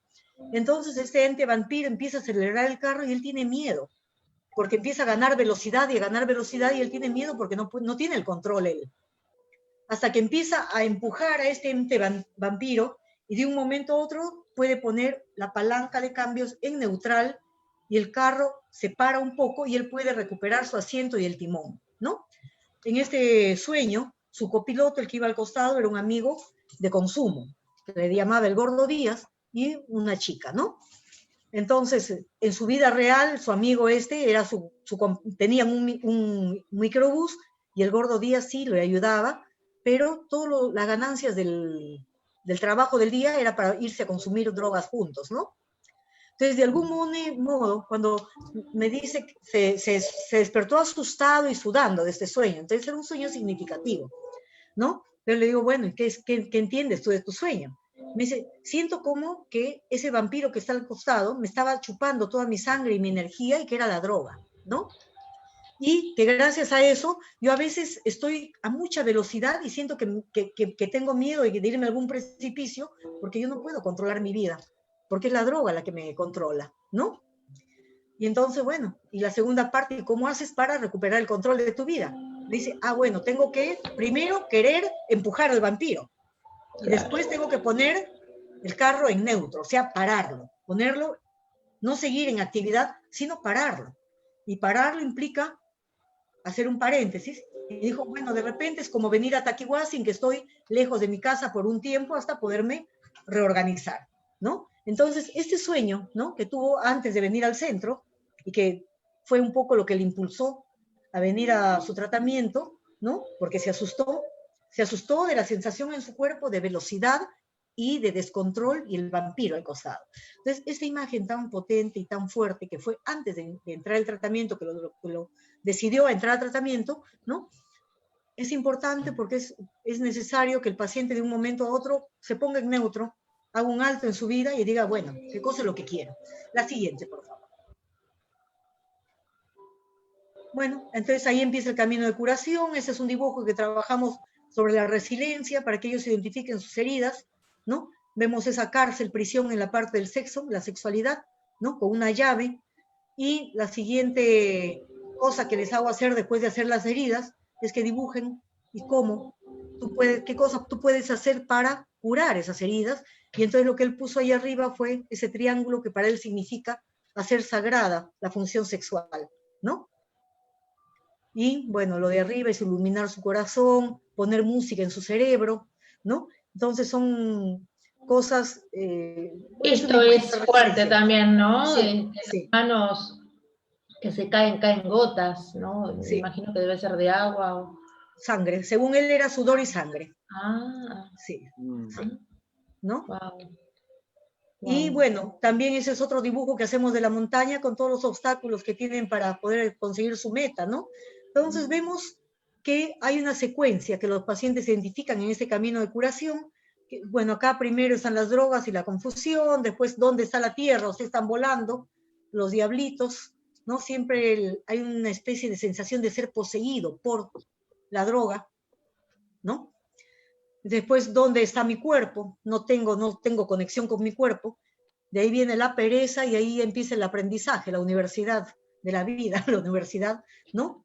Y bueno, este es un paciente que era músico, que le gustaba mucho la música, que se descontinuó y que sintió que si él volvía a conectar con esta música que le había dado tantas ganas de hacer cosas diferentes en su adolescencia, él podía liberarse de esta apatía y pereza en que lo había sumido también la droga, ¿no? Pero bueno, finalmente entender qué es el amor y vivir, sentir el verdadero amor, ¿no? Eso es lo que está en la cumbre de su dibujito. El siguiente, por favor. Siguiente. Ese. Sí. ¿No? Entonces, bueno, finalmente la curación implica liberarse de todas estas contaminaciones externas que son las drogas y todo lo que reconocen como que serían elementos de sombra finalmente, porque lo vemos siempre que están en la parte donde hay oscuridad y que la curación casi siempre es acceder a la luz o a la conciencia, ¿no? La integración, este dibujo del medio, siempre es un paciente que vivía mucho con la culpa, ¿no? La culpa de haber dañado a su madre, que su papá se murió, que su abuelito se murió sin que él esté libre de drogas y que no fue al velorio del abuelo porque estaba drogándose, ¿no? Que yo soy un diablo. Y un día en una sesión de ayahuasca se dio cuenta que tenía un sufrimiento tan grande que había un lado crístico en él, ¿no? Que no era solamente un diablo. Hay una parte sufriente y que él era bueno y que él también era compasivo y que él también cuando tenía dinero era capaz de ayudar a otras personas. Y entonces que no era solamente sombra, demonio, sino que también era Cristo. Y en Cristo en el sufrimiento, ¿no? Entonces hizo ese dibujo que integraba, ¿no? Y para mí esa es la mejor imagen de curación, pues, porque es la reconciliación con todas sus partes. Muy junguiano, ¿no? Todo Así lo que es. nos propone Jung a lo largo de toda la obra. Claro, pero ese dibujo fue antes de conocer yo a Jung, inclusive, ¿no? Entonces es curioso porque vemos cómo todo confluye y cómo es la psicología analítica, ¿no? Con todo lo junguiano, lo que puede ayudarnos precisamente a poner eso en blanco y negro, por decirlo de algún, bueno, en blanco y en colores, no en blanco y negro, en colores, ¿no?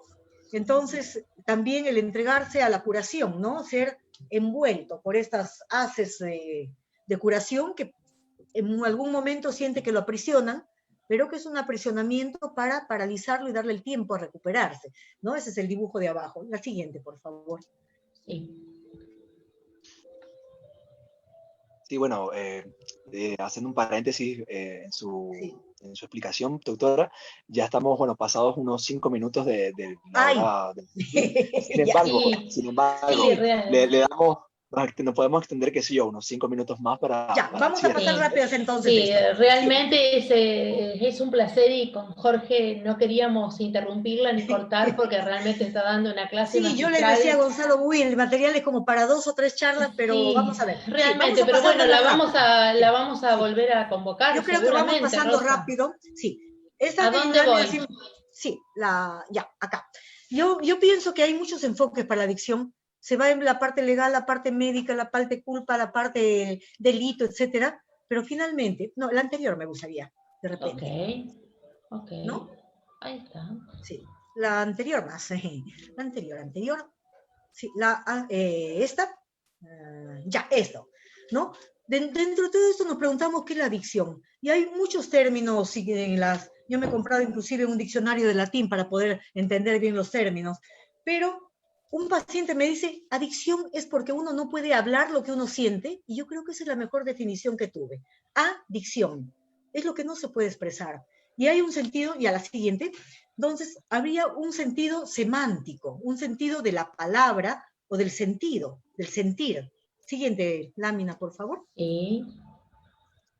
Ahí la Claro, vamos a porque poner. la adicción es la imposibilidad de hablar, de expresar, de comunicarse.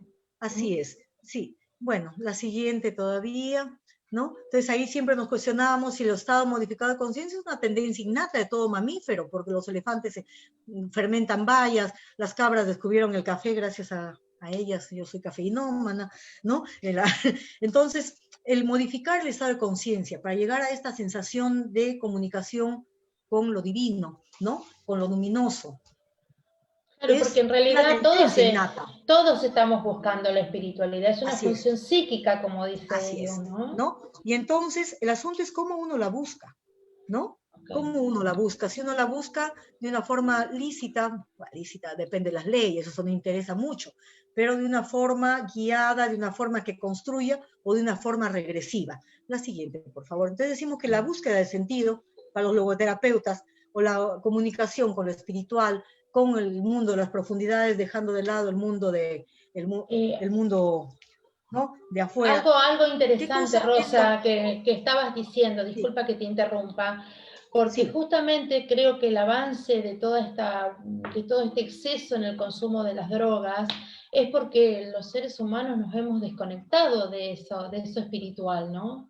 Y que la así verdad que es. antes eran individuos aislados y hoy son, digamos, muchísimas las personas que están yendo hacia las drogas de una manera absolutamente en descontrol, inclusive con mezclas que son absolutamente mortales, los famosos cócteles, ¿no? Creo Así que es. acá hay una necesidad de volver a lo espiritual, de volver al apoyo en las propias fuerzas, en el propio interior de la persona, en la propia potencialidad. Y creo que la experiencia que vos estás haciendo, Rosa, a través de tu profesión, que es la medicina, a través de tu instituto, a través de tu centro, a través de tantos años, y también dirigido y estando dentro de las leyes del gobierno de Perú, ¿no? Porque tú recuerdas, Rosa, que estamos saliendo al aire y que muchísimas personas, no solamente de Perú, sino de otros países de habla hispana, están sabiendo, conociendo este trabajo tan profesional y tan profundo que estás haciendo, Rosa, en tu instituto, y que muchísimas personas se pueden beneficiar sabiendo de que hay esta manera profesional, cuidada, bajo tu guía, de poder salir de las drogas, ¿no? Realmente no mucha gente sabía no sabe de esta existencia, de este centro, ¿no? De tu trabajo. Me parece que está bueno poder hablar de Jung, está genial, y bueno, los que me conocen saben que a mí es uno de los temas más apasionantes, pero poder abordar esto, unirlo con la medicina ortodoxa, la medicina tradicional, las plantas, el arte, y todo esto dentro de un centro muy cuidado, me parece que estamos haciendo una función de servicio muy grande y que muchísimas personas van a ir a tu centro a partir de hoy, Rosa. Bueno, Sí, yo quería terminar, de repente se nos ha ido bastante el tiempo, no llegué a entrar en la parte de la psicología analítica, pero sí quisiera decir que en realidad lo que hay detrás de un paciente adicto es una persona que sufre y que ha cogido la droga como un medicamento, como algo para paliar su sufrimiento, y que en realidad en algún momento esta droga es tomada como un objeto exterior que tiene que ver mucho con su ánima, porque si estoy hablando de pacientes varones, ¿no? Que de un momento a otro esa sensibilidad irrumpe en forma descontrolada y no lo pueden expresar. La diferencia entre la adicción y el hacer una experiencia modificada de conciencia en forma guiada, o no es necesaria ni siquiera tomar una sustancia, puede ser con meditación, con música, con danza, ¿no? Con un ensueño dirigido, ¿no? Tomar contacto con el mundo interior, ¿no? En esta forma, es la gran diferencia de la capacidad de integración. En la adicción no hay capacidad de integración porque la experiencia queda en el cuerpo, queda engramada en el cuerpo y está la sensación física, pero no se puede hablar. Entonces, por eso yo digo que es una experiencia inefable, infraverbal, en que lo único que queda es la sensación de vacío, de hueco. Y ese hueco que se va a llenar con la droga una y otra vez, ¿no? Cuando uno puede integrarlo, cuando uno lo pone esto en un camino de proceso de individuación, proceso alquímico, como le quisiéramos decir, proceso junguiano, analítico, ¿no? vamos a poder acceder a un nivel más elevado, que es el nivel de lo supraverbal, el nivel del entendimiento, de la comprensión, no de la comprensión racional, sino de la comprensión tomando contacto con esta energía luminosa, trascendente, pero que en la droga, lo que pasa con el adicto, es que la experiencia es tan grande, la experiencia espiritual es tan grande, ¿no? Tan fascinante que los deja pegados ahí porque no hay capacidad de integrarlo, de tomar distancia. La experiencia religiosa guiada con integración en un camino de integración, de individuación, es diferente de la adicción, podríamos decir, en el sentido en que pertenece a órdenes diferentes. Uno es un camino evolutivo que nos manda a un desarrollo personal y el otro es un camino que nos lleva a la regresión, a lo caótico, a hundirnos en lo oceánico de la madre, a una regresión que linda con la vida y la muerte y que es sumamente básica y que en la experiencia que tengo, porque estas experiencias son diferentes para diferentes drogas, es la sensación de heroína, ¿no? Con esa sensación de hundirse en esta experiencia oceánica, cósmica, de pérdida absoluta del yo y de quién uno es, ¿no?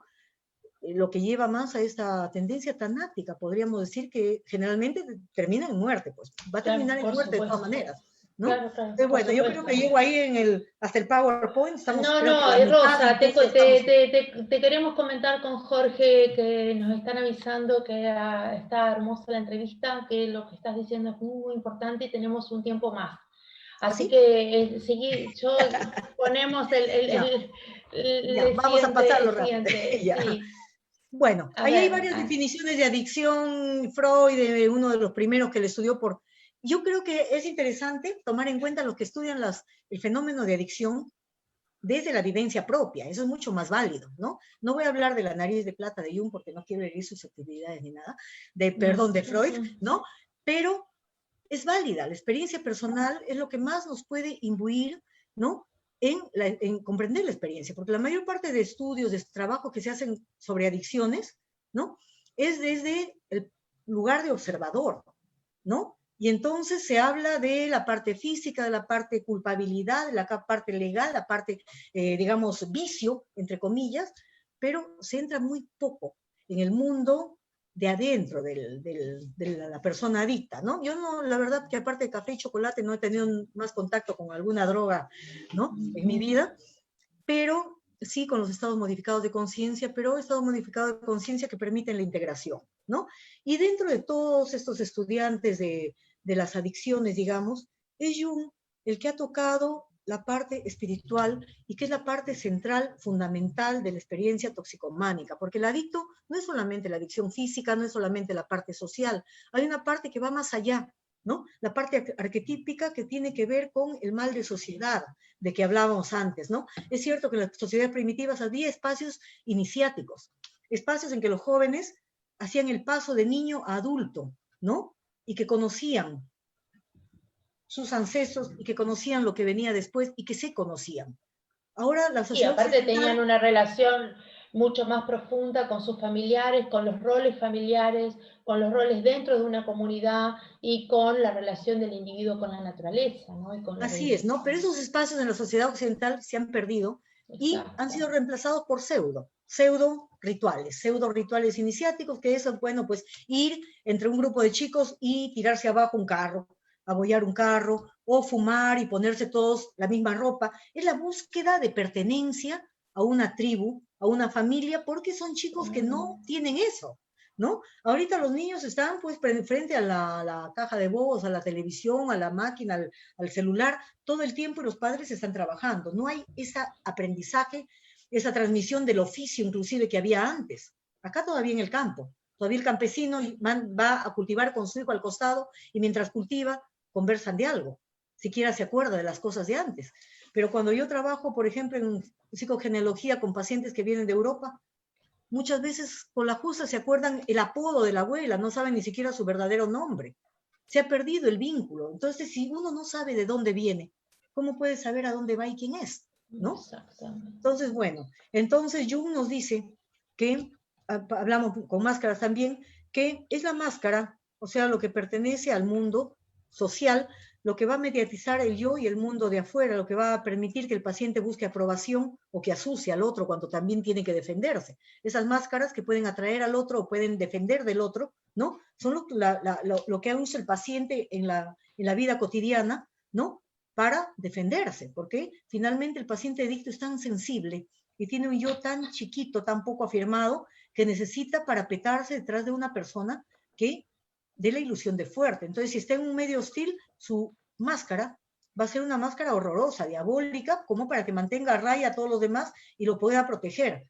Y si está en un entorno de una mamá que viene y que le hace cariñitos y que está esperando que el hijito deje de consumir por favorcito y deje de robar en la casa y que le deja unas moneditas por ahí para que no tenga que robar, sino que agarre de ahí nomás y que le deja la puerta juntita para que el abusivo del papá no lo castigue por llegar borracho de madrugada, ¿no? Entonces ahí va a poner con la mamá por su carita de gato con botas, por decirlo de algún modo, ¿no? Su carita de niño buenito, ¿no? Y va a manipular a través de esta máscara. Y el problema, el gran riesgo que dice Jung, es cuando el paciente se identifica con la máscara y cree que es la máscara. Cuando el paciente no se reconoce como una persona que tiene un sufrimiento profundo y que recurre a las drogas para calmar ese dolor, para algo, que esa droga tiene un sentido, un simbolismo dentro de su vida, y se etiqueta como yo soy adicto. El hecho de decir yo soy adicto implica que tú eres así y no te vas a mover, no te vas a cambiar. Y hacerse de una identidad, ¿no? Así hacerse es. de Entonces, una identidad. El primer paso es el siguiente, por favor. El primer paso en Takiwase ha sido desidentificar al paciente con esa etiqueta que trae.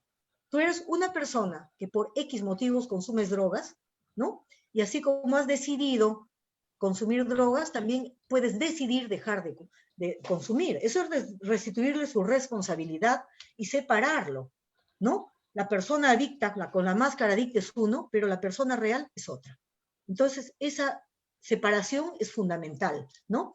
Cuando Jung, bueno, acá yo puse una experiencia, ¿no? De su primera borrachera de Jung a los 14 años, que está en la página 98, creo, de sus recuerdos, de su biografía, ¿no? Cuando habla del contacto con el alcohol y la capacidad de borrar límites, ¿no? Cuando pensamos en Sileno con su angustia existencial, y una cosa que me quedó dando vueltas, y que bueno, no lo voy a decir acá porque también sería motivo de otra charla, es cómo este Sileno, titán, desordenado, qué sé yo, ¿no? Su característica en relación al alcohol es diferente a la de Dionisio, y cómo para liberar a Prometeo de su castigo, ¿no? El centauro, que está tomado por una herida a causa del alcohol también, se sacrifica. O sea, no, la mitología griega nos pone imágenes, nos pone cosas que tienen un valor simbólico tan rico y tan bonito para el campo de las adicciones, y bueno, para cualquier campo de repente, ¿no? Que es una fuente para poder profundizar. Bueno, yo acá, la siguiente. Acá lo único que he querido poner es que Jung no nos habló explícitamente de adicciones, pero que su influencia sobre el tratamiento con las adicciones es fundamental, porque es el primero que habló de la posibilidad de que la adicción sea una enfermedad de índole espiritual, que va más allá, y que el tratamiento, entre comillas, que es pasar por el proceso alquímico y llegar a la individuación, es un tratamiento no solamente para adicciones, sino para cualquier mal, para cualquier enfermedad. Claro, para en realidad esta es una pregunta que te quiero hacer también, no solamente las adicciones a las drogas duras, puede ser también a drogas legales como el alcohol, el cigarrillo, o a los medicamentos legales, ¿no? A los calmantes, etcétera. La adicción a los calmantes es donde tenemos el mejor índice de éxito. La adicción al alcohol y al tabaco son las peores, porque como es legal, cuando el paciente sale de alta, en su casa le dicen, vamos a hacer un brindis porque tú ya dejaste el alcohol, y ahí se nos friega la trama. Claro. Una copita que te va a hacer, ¿no? Una copita que te va a hacer, claro. Sí. El siguiente, por favor. Sí, pásame el siguiente, porque la espiritualidad, y acá tenemos que ver, yo creo que podemos pasar. No, yo creo que podemos hablar de esto. Vamos pasando. Sí, finalmente decimos que el trabajo del adicto o el trabajo de adicciones es un acompañamiento en este proceso de iniciación, y en el cual la adicción sería un proceso de contrainiciación, ¿no? Es una iniciación a la salvaje, a la mala, ¿no? Hecho en mala forma, entre comillas, y la tarea del terapeuta es poder guiar, acompañar, ¿no? Al paciente a que haga un proceso de real iniciación. Y el proceso real de iniciación implica una muerte simbólica y implica un renacimiento a lo que su sentido de vida le quiere. Qué importante lo que estás diciendo, Rosa, porque en realidad con la muerte de las prácticas religiosas nativas se ha perdido los ritos, se ha perdido lo sagrado, la experiencia de lo sagrado. Entonces esto ha desvirtuado y nos ha hecho salir del camino, ¿no? Entre comillas. Es que la adicción diríamos, en ¿no? realidad es un mal de civilización. El Claro. paciente adicto quiere acceder, yo trabajo mucho el mito de Prometeo con los pacientes, ¿no? Porque es un poco robar el fuego divino, que sería la conciencia, para acceder, ¿no? Por efracción, en forma ilegal, digamos, ¿no? El paciente adicto es como el que entra a ver la película por la puerta falsa sin querer pagar la entrada al cine. Ve la película y después no sabe, a la hora de la salida le está esperando a la policía para que pague, ¿no? Duramente. Entonces, de algún modo, ¿no? Esta contrainiciación implica esta búsqueda que es natural, legal, ¿no? Legítima del ser humano de acceder al mundo de los dioses, del conocimiento, de la conciencia, pero hecha mediante una droga que hace que todo sea más rápido, como en nuestra sociedad, el fast food, todo es rápido, ¿no? Queremos todo rápido y todo sin sufrimiento. Y en realidad el proceso alquímico tiene que pasar por la martirización, tiene que pasar por la nigredo, tenemos que pasar por el sufrimiento para poder acceder precisamente al conocimiento y a la verdadera transformación, ¿no? Sí. Entonces, por el trabajo, por el pago, por el poder poner el cuerpo de una manera de hacerlo uno, ¿no? De sentir, sacar la potencialidad, ¿sí? Así es. Podemos pasar a la siguiente de repente. Luis Soya tiene un lindo libro, que es este que yo tengo por acá. Rosa? Soya. Ah, sí, Soya. ¿No? Yo me gustó en los libros de Soya porque explora mucho el mundo masculino, ¿no? Se dice que Freud estudiaba mucho el mundo del padre y Jung más el de la madre, pero Soya es junguiano y explora el mundo de lo masculino y es bonito. Me gustan mucho sus libros. Bueno, gracias a estos estados modificados de conciencia también vemos de dónde vienen, de dónde sienten o perciben los pacientes que vienen, ¿no? Ese es el dibujo que les hago hacer de familia disfrazada. Les digo, imagínense que se van a una fiesta y van a ir con disfraces, entonces escojan, de acuerdo a lo que ustedes quieren, un dibujo, un disfraz que le caiga así, a pelo, lo más cercano a lo como ustedes perciben a mamá y a papá y a ustedes mismos, ¿no? Y vemos esto, ¿no? Son bastante curiosos porque si nosotros vemos, las mamás entran en dos rangos, en tres rangos. Las santas, las muy religiosas, las reinas, ¿no? Angelitos, por un lado, inmaculadas, por otro lado, los pulpos, las tarántulas, los bichos feos, pero también hay mamás que son sirenas muy seductoras o bailarinas de vientre, ¿no? Brujas también hay algunas, Claro, ¿no? acá está la bruja. Sí. Y los papás pueden ser como este de aquí arriba, que fue un chico que el papá era alcohólico y abusó de él cuando era pequeño, entonces vemos el sexo ahí bien marcado, ¿no? Papás verdugos, o sea, los papás malos, ¿no? Verdugos, brujos, jueces rígidos, policías muy rígidos así, o los papás que son papás, no, acá en este dibujo de acá abajo, la que está de policía es la mamá, ojo, y el papá es el travesti. Entonces, claro. Y el paciente es el que está de rayitas, sí, ese es bien feo, bien terrible. ¿Por qué? ¿No? Ya. Porque no es ni siquiera un papá femenino, maternante, sino es un travesti seductor. ¿Cómo este niño, que es el prisionero, el que está de rayitas, percibió la dinámica familiar, ¿no? Entre una mamá policía, un papá travesti y una hermana princesita, reinita.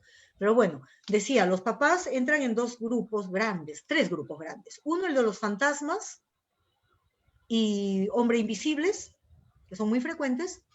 Otro es el de los verdugos y animales agresivos, ¿no? Y otro es el de los Boy Scouts, exploradores, Papá Noeles, ¿no? Los que aportan económicamente o que son más pequeñitos que el paciente.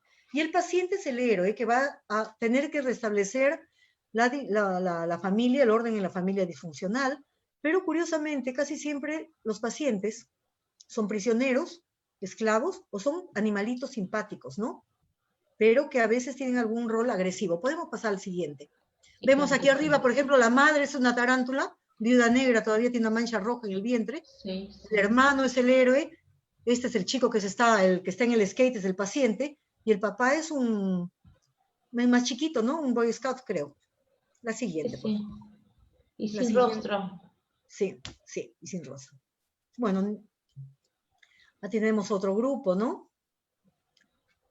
El papá Qué impresionante, cómo se ve la dinámica familiar en forma tan explícita. Sí, sí, ¿no? Tenemos ahí el papá juez, la mamá bruja, pero bruja con una cruz en el cinturón, ¿no? ¿Podemos seguir adelante de repente? Sí, claro que sí. Acá esta mamá que parece el Ku Klux Klan abajo, ¿no? Entonces vemos que ahí entramos más en lo junguiano, ¿no? Los complejos primarios, cómo están en esos pacientes adictos, y ahí hay grandes variaciones. No es lo mismo un paciente que consume heroína que uno que consume coca, que uno que consume marihuana. Ahora, a mí o que un adicto a pornografía, que también tenemos bastantes, o adictos a videojuegos, ¿no? Ahora, o al Ahora, teléfono celular, que también es una adicción increíble. Sí. Lo que a mí se me complica bastante es porque ahorita vienen pacientes que son politoxicómanos, ¿no? Entonces tienen varios esquemas y me es difícil poder separar como antes, ¿no? Pero bueno, vemos que la imagen de la madre es sumamente importante, ¿no? Y la imagen del padre también, pero por ausencia. Casi siempre el esquema es madres hiperpresentes o sobreprotectoras con padre y que desempeñan el rol de coadicta y padres ausentes, ¿no? O padres muy rígidos. El paciente que viene con sus diferentes máscaras, ¿no? Bebotes a veces de 30, 40 años, ¿no? Y que a veces tienen un ego bien grande, se dibujan bien grandes con respecto a la familia, y eso es casi siempre por la mamá que los ha tratado como hijito rey, como niñito rey, o muy pequeñitos, ¿no? Cuando tienen una autoestima muy, muy, muy baja, ¿no? Casi siempre tiene un aspecto heroico, pero que es un aspecto heroico incompleto, tiene una pata de palo, les falta un ojo, no tienen armas, son muy chiquitos, son el héroe que va a salvar a la mamá, pero su arma es de maderitas, ¿no? O son un Superman, pero que no puede volar, ¿no? Casi siempre son héroes fallados. Este es el aspecto heroico, las ganas de ayudar, de resolver el problema, pero está la herida fundamental también ahí, bien presente, ¿no? Y el elemento de ánima, que se va a reflejar en extremis, a veces en falta de identificación sexual o en dificultades de pareja o en los dibujos, ¿no? Que vemos que hay mucho miedo a la imagen de la mujer, ¿no? Y de lo femenino. Y lo que aconseja Soya y Maxence, sobre todo, son hacer que el ánima, que es el puente más importante, el inconsciente, por cuanto en un varón el ánima es el personaje central de la sombra, ¿no? Pero que muchas veces es pues con todas las características de sombra, caprichosa, inmadura, ¿no? Que surge de un momento a otro, ¿no? Y que se ve muchas veces en las sesiones de ayahuasca como ven que viene la diva, ¿no? La mujer hermosísima, rubia, sobre todo en un ambiente como acá en Tarapoto, que todo el mundo tiene pelo negro, viene la rubia seductora, ¿no? Lo abraza y cuando lo empieza a abrazar, de pronto se da cuenta que le crecen cosmillos y que lo muerde y que no se puede soltar, o que le pone unas esposas en las manos y que lo está esclavizando, y en eso se da cuenta que cambia su hermosa cara de rubia sexy a la cara de la muerte, y de pronto se da cuenta que es la cocaína, ¿no? Entonces, esas son las imágenes de la adicción. La adicción está superpuesta a la imagen de la mujer, ¿no? Ocupa el lugar del amor y de la relación amorosa, y entonces mientras no separemos y restituyamos esos aspectos que tienen que ver con la sexualidad y con la vida, porque la sexualidad es la única función del ser humano que permite generar vida. Es por eso que la sexualidad está tan herida en el paciente adicto, sobre todo cuando ha empezado muy temprano o cuando las drogas son más regresivas. La heroína es la peor en ese sentido, ¿no? En relación a la sexualidad. La siguiente, por favor.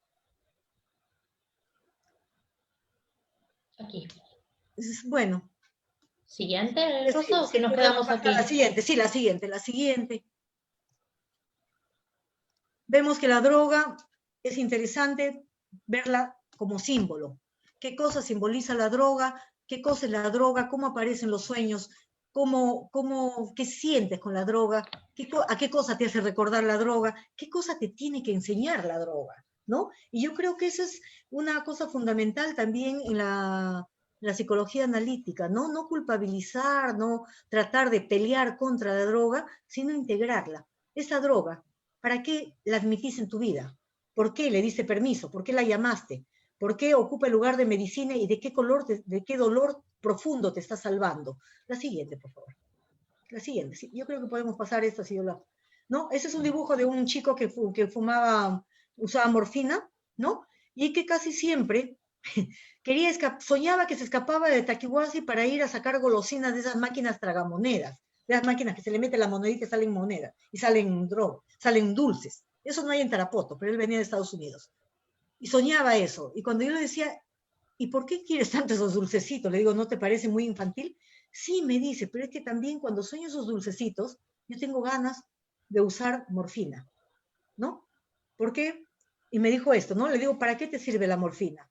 Me dice, es que yo siento que necesito vivir anestesiado para poder soportar mi vida. Y esto de la bomba atómica es un sueño que tenía y que era recurrente. Sentía que en cualquier momento en donde él estaba iba a haber una gran explosión y que tenía que taparse los ojos y que tenía que ir a buscar su droga porque si no, no se sentía tranquilo, ¿no?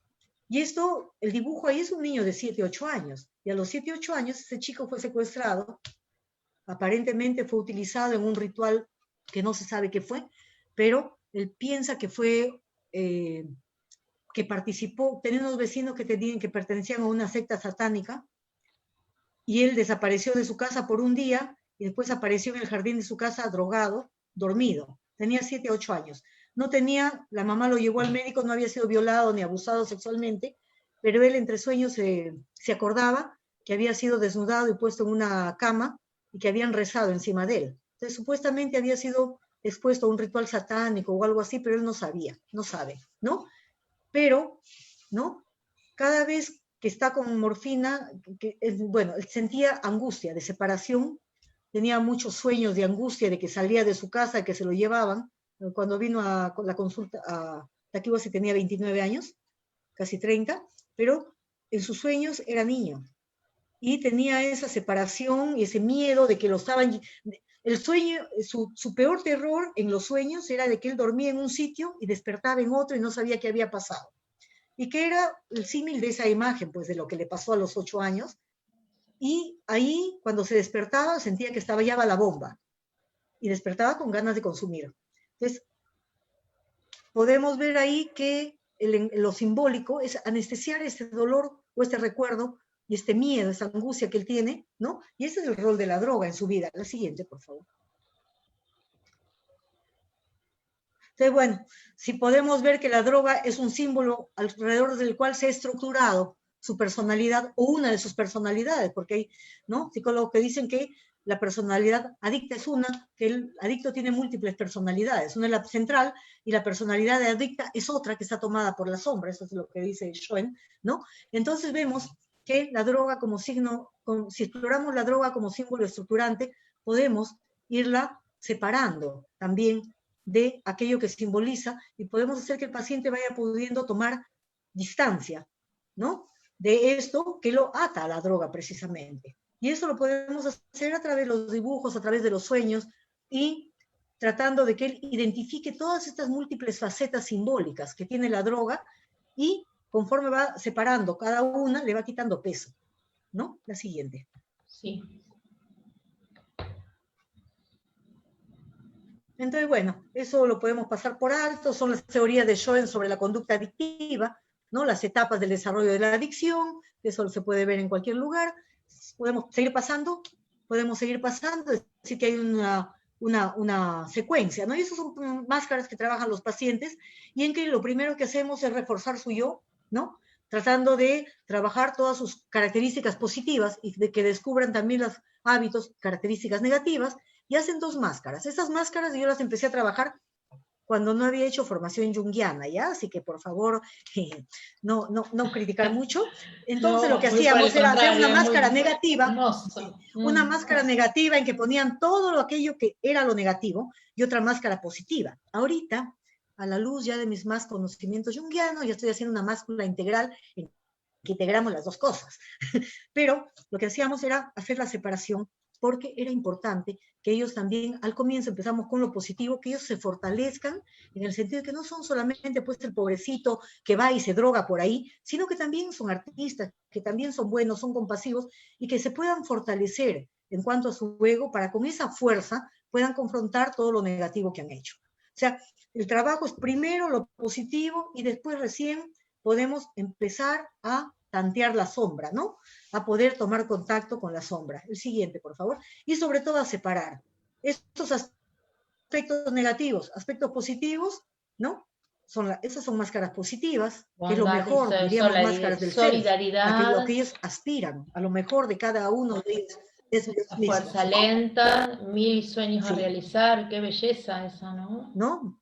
La bondad, la fuerza lenta, porque ese chico era sumamente lento. Lo curioso es, por ejemplo, esa máscara que dice la fuerza lenta, el chico tenía sus rasgos bien, las hago encima de su cara, les tomo la máscara en su cara. Entonces, había salido la máscara con rasgos demasiado fuertes, y él decía, no, mejor hago la positiva acá. Yo le digo, no, nunca vas a hacer una cosa positiva encima de algo que ha sido pensado para ser algo negativo encima de lo que es pensado para ser positivo. Así que tú mira cómo haces, y le puso las plumas para aligerar un poco lo masiva que era la forma de la máscara, y la pintó de dorado, ¿no? Entonces, es hacer eso. Sí, la siguiente, por favor. Uy. Esas son las máscaras negativas. Claro. ¿Ah? Se nota que son negativas.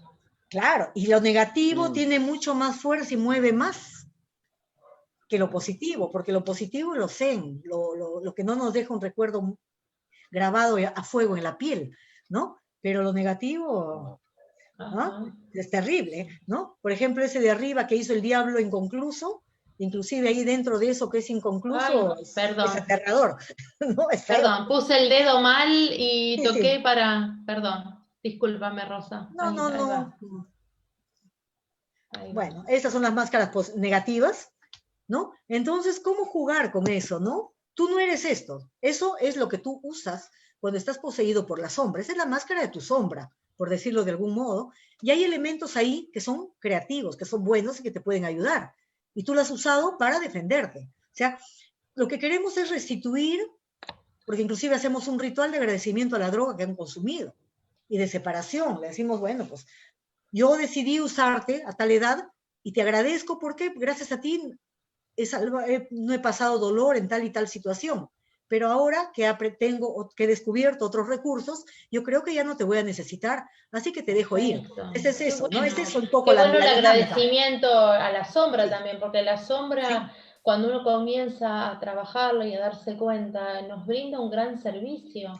Simplemente que nos damos cuenta al final del proceso, ¿no?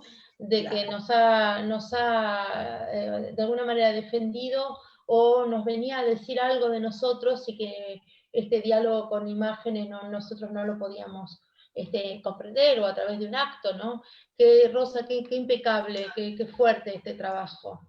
La siguiente... Entonces, sí, la siguiente, sí. Yo creo que vamos a pasar eso rápido porque es un poco la descripción de las etapas de adicción. Todo lo que hemos visto. Sí, todo lo que hemos conversado un poco, ¿no? Y bueno, desde la psicología analítica, yo creo que eso es lo más importante. La anterior podría ser de repente, o no sé. Justamente. Es más que nada que la labor no es acompañar de costaditos sin comprometerse, como casi siempre dicen algunos psicólogos, ¿no? Yo observo de afuera y no me comprometo. No, hay que meterse, ¿no? Hay que meterse en el caldero de la olla alquímica, ¿no? Pasar calorcito también, porque el acompañamiento al paciente tiene que transformar a ambos, ¿no? Yo cuando empecé a trabajar con pacientes adictos, la verdad es que no me interesaba en absoluto las adicciones. Me daban hasta miedo, ¿no? Sí, la cantidad de veces que me han estafado, que me han sacado plata pacientes adictos y ni cuenta me he dado que eran adictos, ha sido un montón.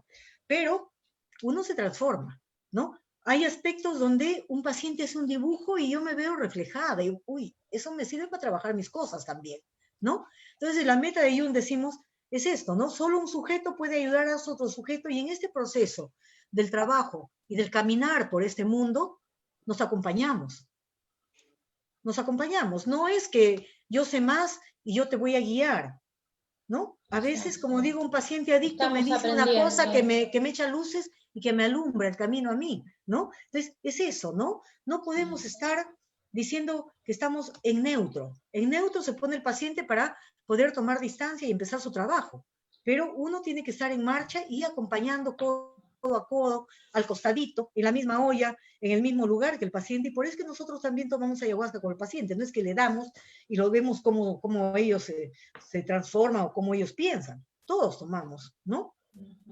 Entonces, estamos al costado. Como dice acá, solo un sujeto puede ayudar a otro sujeto. Terapeuta con su paciente, en su drama, al costadito de, ¿no? ¿Cuántas veces hemos llorado viendo lo que los pacientes dibujan o cómo nos hemos impactado? Si uno no tiene emoción cuando ve estos dibujos, estos trabajos, estos relatos, ¿no?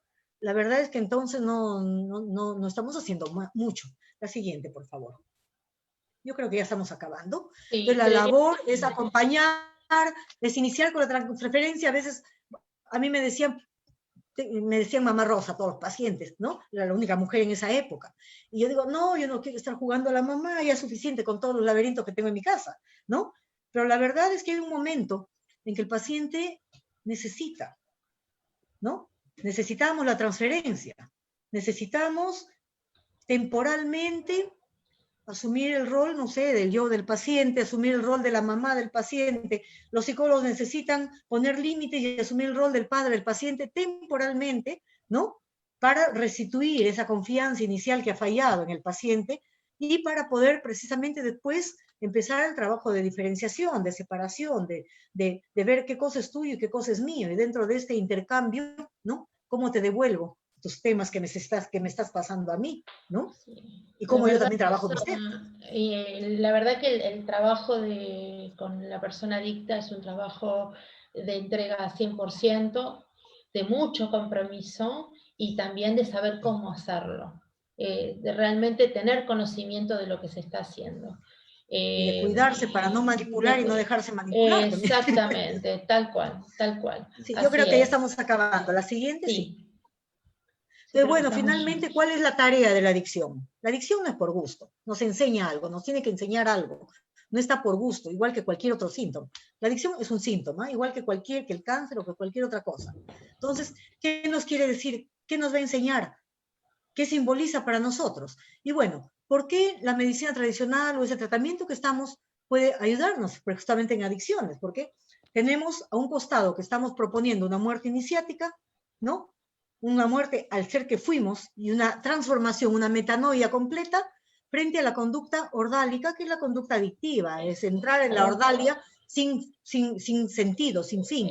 Lo que yo me estaba pensando recién, si se me permite, Rosa, que justamente sí, cuando hablábamos antes de que los ritos y las religiones naturales de honrar a la naturaleza, de cumplir funciones, roles y un contacto con el interior, todo esto se ha perdido y vuelven o vienen estas adicciones que son realmente muy dañinas. Justamente lo que vos estás utilizando es una planta de uso ritual, es decir, lo que restablece esa religiosidad a nivel interno, ¿no? Y que se logra todo esto que estás diciendo, ¿no? Un trabajo iniciático, un trabajo realmente de confrontación con la sombra, de un aprendizaje de esa parte de uno mismo y de integración. Bueno, esto tiene mucho de alquimia, podríamos hablar también en la próxima entrevista, Rosa, si tú quieres, de este trabajo y el proceso alquímico. Me parece una entrevista que va a estar para alquilar balcones, como decimos acá en Argentina. Sí, yo creo que podríamos pasar, creo que quedan dos ya. Ok. O la despedida. Clínica junguiana. Sí, bueno, sí, no, eso. Yo no quiero terminar, la verdad que no quiero que termine esta entrevista porque es muy interesante, te haría muchísimas preguntas, sí, pero creo que así como estoy yo y creo que Jorge también, mi compañero de hoy en esta entrevista, también con muchas ganas de preguntar, estarán todas las personas que nos están escuchando, seguramente va a haber muchísimas preguntas, que yo, Jorge, no quise interrumpir a Rosa en su conferencia magistral, pero me imagino que debe haber alguna pregunta que no la vamos a hacer ahora, pero prometemos que todas preguntas o datos vamos a hacérselos llegar a Rosa y las vamos a responder, y que también va a dar lugar a otra entrevista, Rosa, ¿no? Esto es así, me parece que, porque es mucho lo que ha quedado, es muy rico el tema, y que creo que no solamente, si bien tu trabajo específico es con adicciones, me parece que el trabajo alquímico y el trabajo de construcción para volver a construir, nos viene bien a todos, porque hoy todos estamos adictos de una u otra manera. Habría que empezar a buscar en qué cosas, de qué, cómo, en nuestra vida cotidiana somos adictos. A veces no lo somos de una droga dura, entonces creemos que no lo somos, pero lo somos. Muchas La veces a adicción principal, personas. Sí, Rosa, dime. que la adicción principal a nivel mundial es el azúcar. Claro. Para empezar. Sí, yo creo que quedan 2 y ya con eso acabamos y podemos, no sé. Ahí está, mira, es justo lo que Bueno, te estaba eso, es diciendo. justamente eso, ¿no? Y no lo había visto, justo Rosa, eso, claro, es justo que eso. realmente está muy relacionado.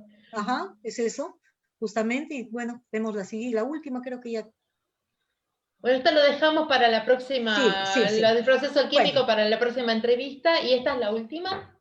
la penúltima. Entonces, eso es un paciente, cuando entró y cuando salió, 9 meses después, ¿no? Wow. Y en realidad, muchas Hasta veces nos cambio preguntan, físico, ¿no? sí, muchas veces nos preguntan por las estadísticas, ¿no? Y tenemos buenas estadísticas, la verdad es que sí, tenemos buenos resultados, pero la verdad es que lo que llena el alma a veces es ver este tipo de cambio, el cambio cualitativo en una persona, ¿no? Una persona que hasta ahora me sigue llamando, y no es que esté adicto a mí, pero me sigue llamando una vez por mes para decirme, doctora, le cuento que hasta ahora estoy limpio, ha salido hace 7 años del centro, ¿no? Y entonces ha pasado accidentes, ha pasado por una serie de pruebas y está trabajando, está viviendo, reconstituido su vida, tiene otra pareja, ¿no? Y entonces, eso es una frase que él me dijo, ¿no? El día que salió. Me dice, le digo, ¿y cómo te sientes? Me encanta, me dice, porque bueno, en el centro están 9 meses sin internamiento, el último mes salen a la calle para hacer trabajo social en favor de alguien, que puede ser en el sitio de ciegos o en la aldea infantil, en el orfanato, ¿no? Tienen que restituir a la sociedad un mes de trabajo gratuito antes de salir de alta, 1 o 2 meses, y cuando empezó a salir a la calle me dice, le digo, ¿y cómo te sientes salir a la calle? No, me dice, me encanta, porque es como que estoy en el mismo mundo, pero siento que mi mirada ha cambiado. Antes, cuando yo salía, estaba mirando por dónde vendían droga. Y ahorita puedo ver los árboles, puedo ver la cara de la gente, saludo a la gente, puedo ver el sol. Y entonces es como si yo me dijo, es como si hubiera vuelto a nacer con unos ojos diferentes, ¿no? Entonces es eso, ¿no? Es la liberación, la reconciliación y el renacer a un nuevo ser, ¿no? Entonces que yo creo que eso, ya ponemos la última para el cierre, ¿no? Creo que ese es precisamente el objetivo, ¿no? De la psicología analítica, de los estudios de Jung, y finalmente nuestra tarea de vida, ¿no? Es esto. Y tu experiencia, Cerrar Rosa, ciclos, y tu experiencia, que te has entregado tu vida y tu experiencia con los pacientes, poner el cuerpo, escucharlos, investigar en la Amazonía, las plantas sagradas y toda la sabiduría de los ancestros, ¿no? Me parece maravilloso. Te agradezco muchísimo en lo personal. Para mí ha sido muy enriquecedor, muy iluminador, y bueno, por supuesto, Rosa, te aprecio un montón, lo sabes, porque te lo he dicho en privado, te admiro tu trabajo, y bueno, ahora aprovecho para decirlo públicamente, y le doy lugar a mi compañero para también decir lo suyo. Jorge. Sí, ha sido una ponencia magistral, Sí. que bueno, he quedado yo con ganas de saber muchísimo más, y creo que nos merecemos una segunda entrevista, doctora, que esperemos que sea pronto, porque realmente pues es muy interesante, muy apasionante, y pues bueno, muestra de esto es que nos hemos pasado ya casi 2 horas hablando acerca de este tema, así que hay mucho por hablar. Uy, Maravilloso, qué vergüenza. maravilloso. Qué vergüenza, No, que por si no favor. me ponen el corte, yo sigo hablando. Esto es maravilloso, así que volvemos Bueno, a muchísimas agradecerte gracias a ustedes. te agradezco en nombre de todos mis compañeros de Instituto Eleusis, muy agradecido a Roberto, bueno, para quienes no saben, bueno, hay un lazo de mucho cariño entre tú y Roberto, porque eres tu mamá, así que bueno, un merecido agradecimiento por el hijo que tienes, y bueno, muchas gracias Roberto, muchas gracias Rosa, nos vemos en la próxima. Ya, muchas gracias. Chao. Chao. Nos vemos, hasta luego. Chao. Bye.